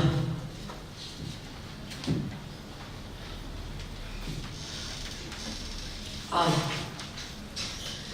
Ben bunları sizinle değil, alnı akıtmalı bir kadınla söyleşmiştim. İşleştik bir zaman birbirimize, bakışımlıydık. Onun sözleri çözdüydük, dizlerimin bağıydı. Bir dalda 2 kiraz olmuşluğumuz bile var. Terli rüyalara yatmış kalkmıştık sesimizdeki yatırla. Kan akıtmıştık oramızdan, buramızdan. Mahkemeye inanmazsınız çıkmışlığımız bile var. Türk milleti adına karar. Varlığınız armağan olmasın hiçbir şeylere. Ben bunları sizden değil, baharatı çok bir kadından dinlemiştim. Az önce çıkarılmış atletler kadar ılıktık birbirimize. Ben bunları size değil, ötedeki o şehla kadına okuttum. Yan yana durup bir dize olmuşluğumuz bile var. Sütünü dökmüş kediler kadar dargın, gurultularla yalarken yaralarımızı, bir ormana dadanmışlığımız bile var. Biz gecede inanmazsınız yakın yaprak, biz bizde asma altı, çardak keyfi, yaz çiti, delik çorap, kopuk düğme, yırtık paça. Biz bizde açılmamış bahçenin yazgısı, mayhoş elma kıvamı, inanmazsınız. Bizim bizde kaldığımız, sizin sizde durduğunuzdan esaslı.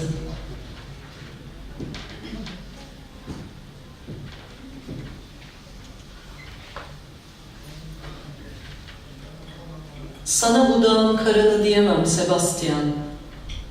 Her uyandığın bir kıymık, her döndüğün öte değil ki senin.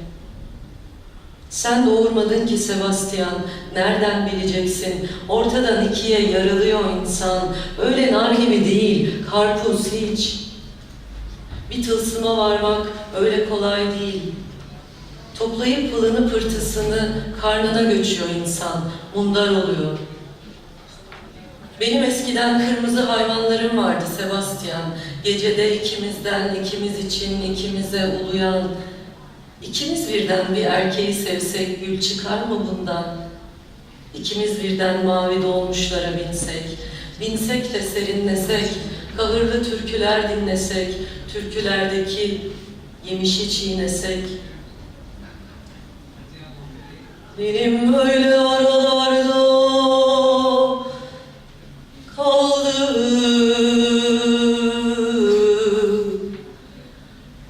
Acep gider yâre ayvan olur mu? Ben bir zaman bir gergedene aşık oldum idi. Bana bir kere baktıydı. Yutkunmuş idim ben ona. Kavrulmuş idim ben ona. Bir zaman dindiydim. Sen de hiç kalbimden oldun mu idi Sebastian?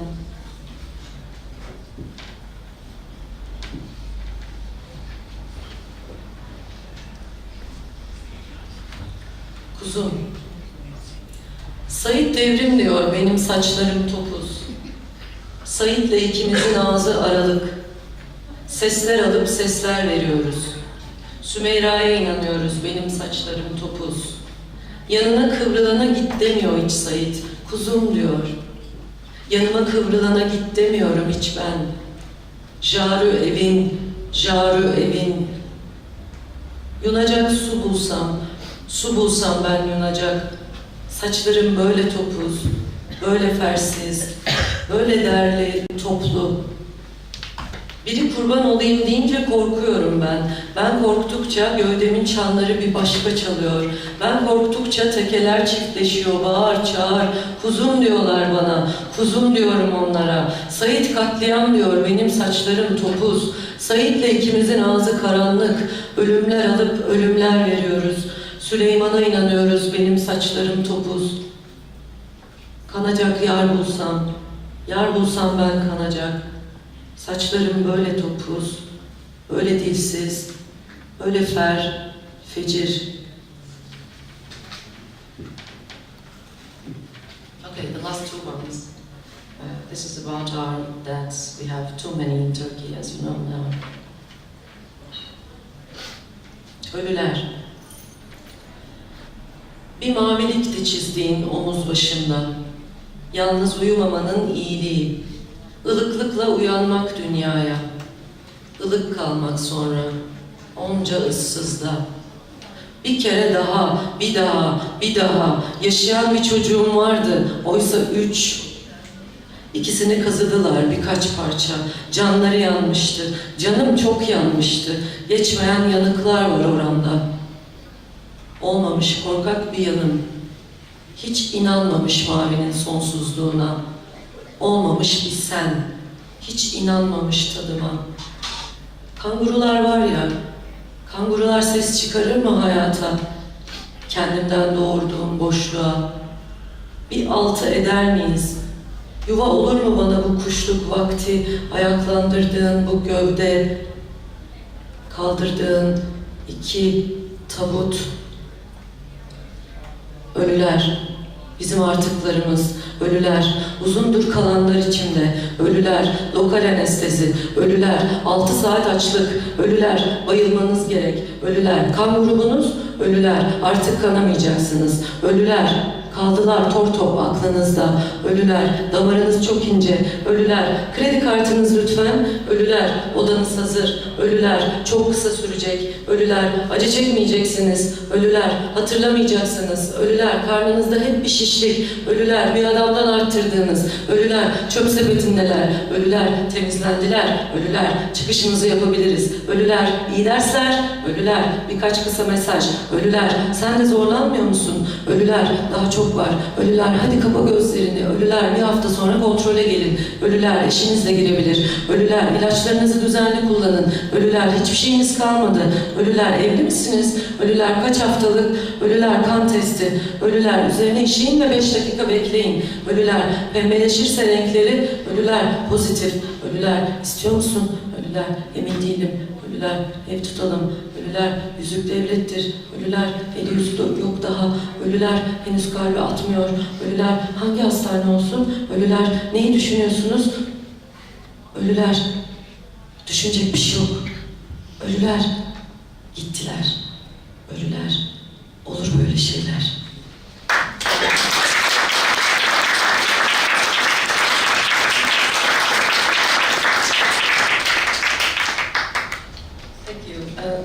This poem is based on a nursery rhyme.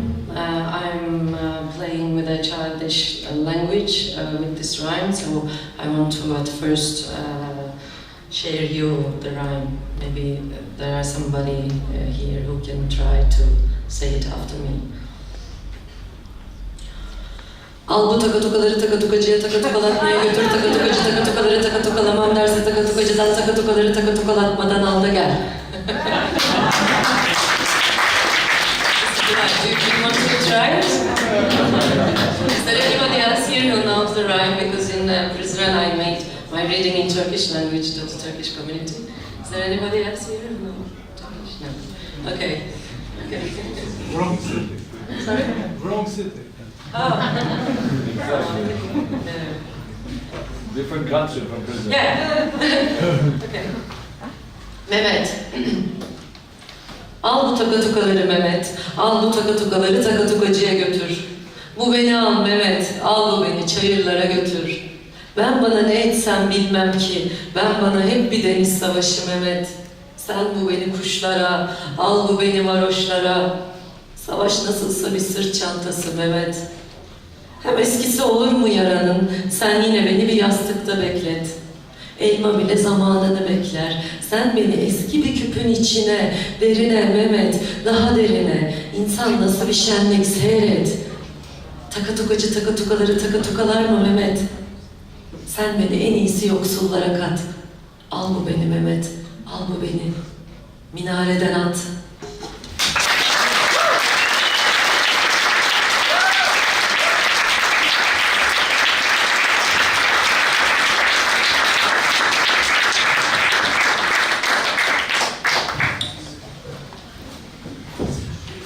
Wow.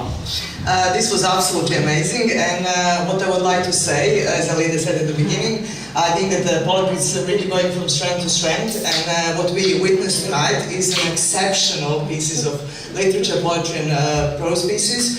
And I think that we are extremely privileged actually to enjoy this polyphony, you know, not only of languages, which all sound like music to me, the ones that I don't understand, but also that through those voices we can hear many other voices, like in Miruna's piece. It's quite amazing how many voices we heard through that one reading. So I would like to invite on stage our last author, Nikola Madžirov. Nikola, can you join on stage?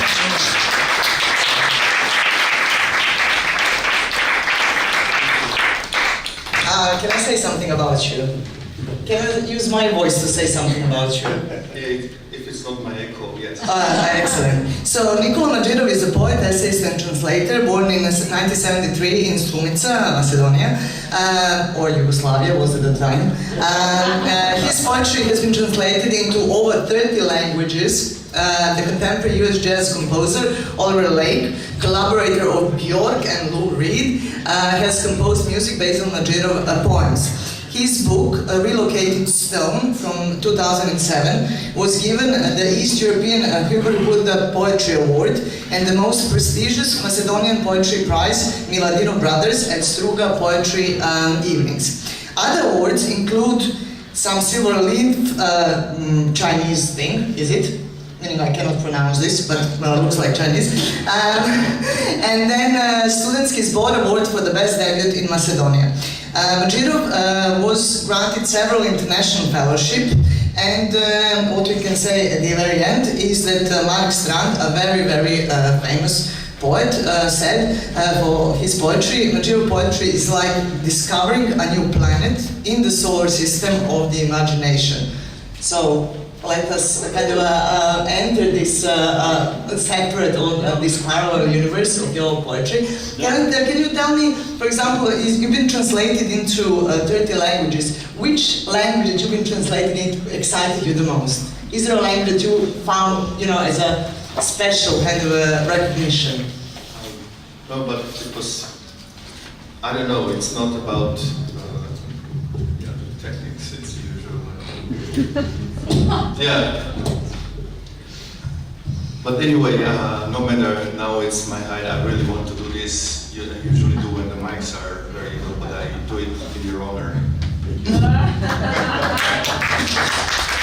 You don't plan to answer my question. I remember Indonesian. When I was in Indonesia once, and I was hearing the actor reading after I read in Macedonian, in Indonesian language, and I heard so many times, like he was just repeating the words, and I thought really that he didn't read the poems before, or maybe he had some problems with pronouncing the words, and I came after the reading came to him and said, you know, excuse me, why did you repeat so many times my words? You know, he said, well, Indonesian language, it's the way how we form plural, by repeating the words, saying twice. That's how I discovered that I have so many plurals in my poems.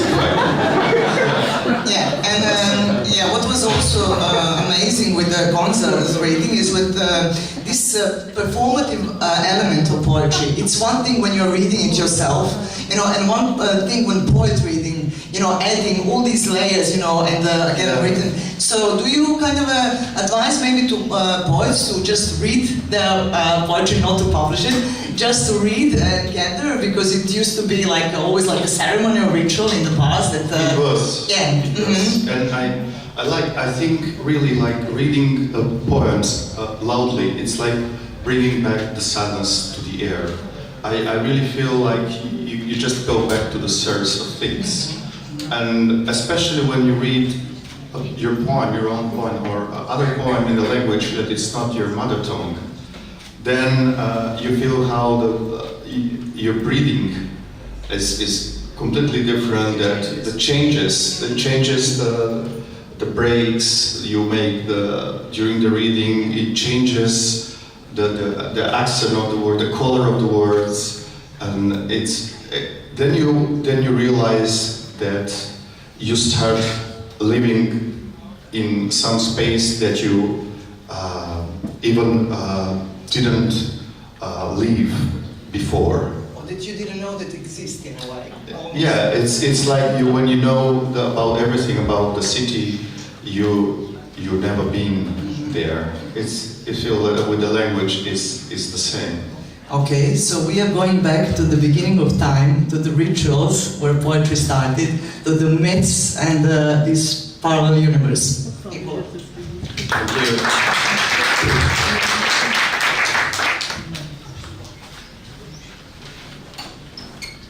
Dom.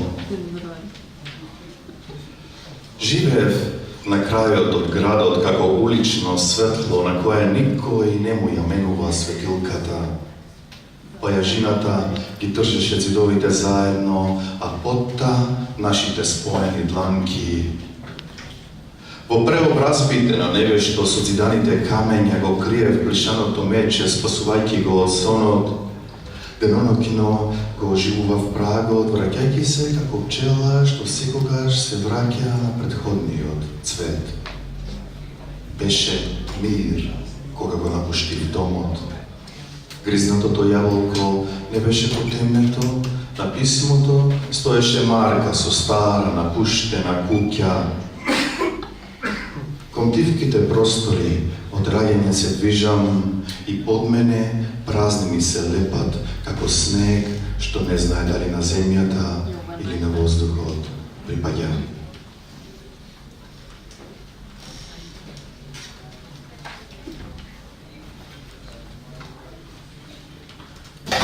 Сенките не одминуваат.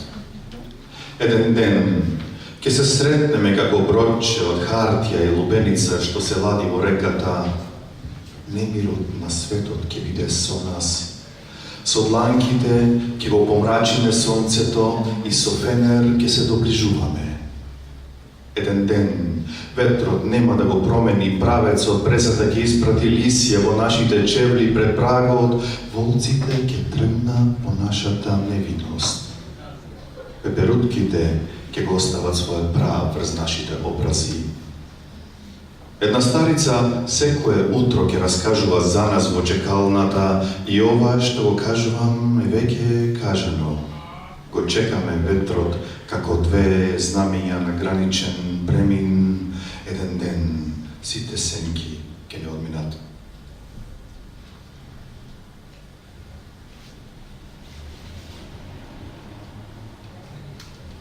Одвоен. Се одвоив од секоја вистина за почетоците на стеблата, реките и градовите. Имам име што ќе биде улица на растелби и срце што се појавува на рентгенски снимки. Се одвоив и од тебе, мајко, на сите неба и куки на безгрижноста. Сега крвта ми е бегавец што припаѓа на неколку души, отворени рани.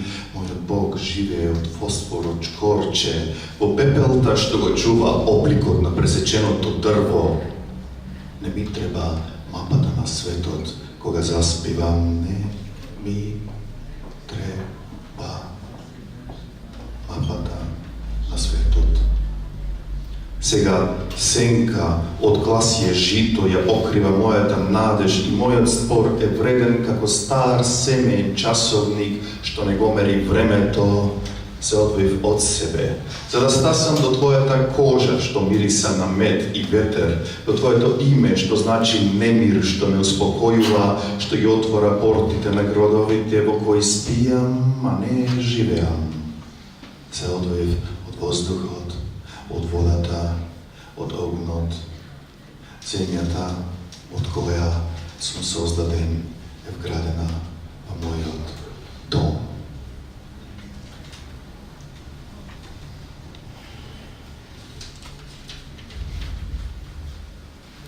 Надежта се искачуваше. Еднаш видов. Надежта се искачуваше по острите карпи, а нашите очи се спуштаа по незината стварност. Нашиот живот беше градина што копне по стапки, кратко патување во откачени вагони за спиење. Еднаш видов. Се подмести прагот за уморното тело на патникот, дланка се спушти врз залиштата на столот, птица слета врз правда на лустерот, барајки внимание. Една надеж се искачуваше кон покривот на куќата и никој не се разбуди да фрли камен по неа.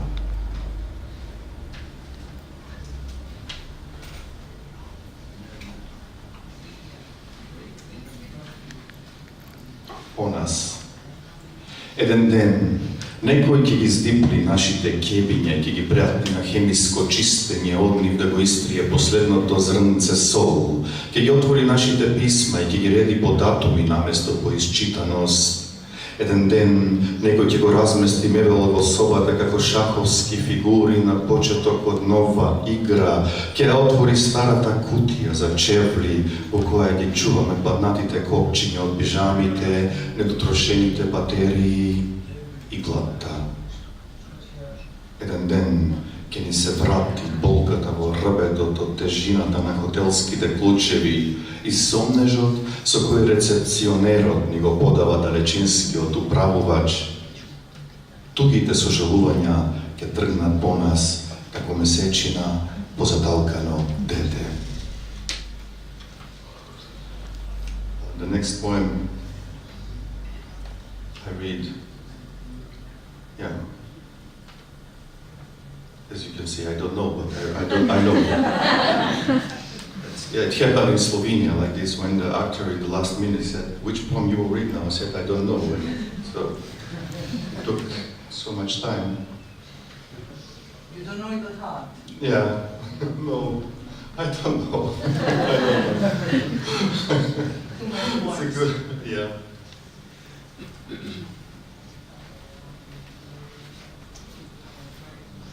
Далечни се сите куки што ги сорувам, далечни се гласовите на мајка ми што на вечера ме повикува, јас трчам кон полињата со жито. Далечни сме ние како топка што го промашува голот и оди кон небото, живи сме како термометар кој е точен само тогаш кога ќе погледнеме кон него. Далечната стварност секој ден ме испрашува како непознат патник што ме буди на половина пат со прашање тој ли е автобусот? А јас му велам да, но мислам не знам.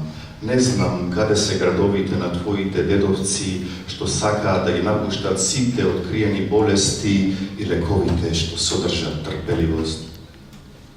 Согувам за куќа на ридот од нашите копнежи, да гледам како брановите на морето го исцртуваат кардиограмот на нашите падови и љубови. Како луѓето веруваат за да не потонат и чекорат за да не бидат заборавени. Далечни се сите коливи во кои се криевме од дождот и од болката на сврните што умираа пред очите на ловците кои беа повеќе осамени отколку гладни. Далечниот миг секој ден ми поставува прашање тој ли е прозорецот, тој ли е животот, а јас му велам да, а всушност не знам.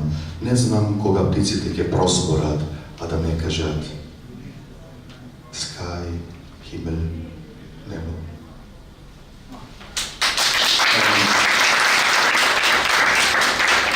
The last one I will read in English, the shortest one, and it's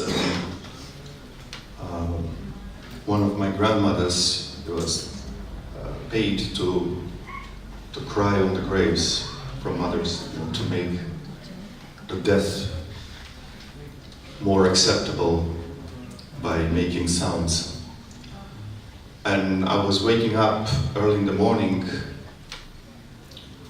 so many times with her rehearsal for crying. So even now, people, it's so hard for me to convince me that the situation is very sad unless there is silence. I saw dreams. I saw dreams that no one remembers and people wailing at the wrong graves. I saw embraces in a falling airplane and streets with open arteries. I saw volcanoes asleep longer than the roots of the family tree and a child who is not afraid of the rain. Only it was me no one saw. Only it was me no one saw. Thank you.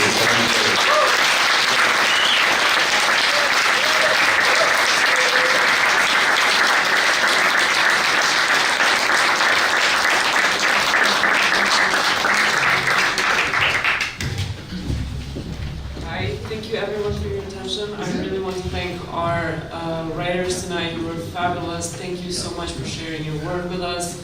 I hope you enjoyed the experience of the ritual and that you made your poetry and fiction heard. The night is not over, however. We will continue with a performance by Latifi and Murad Bayrami. So there will be music here after a very short pause. I also invite you to join us tomorrow. We have panels here.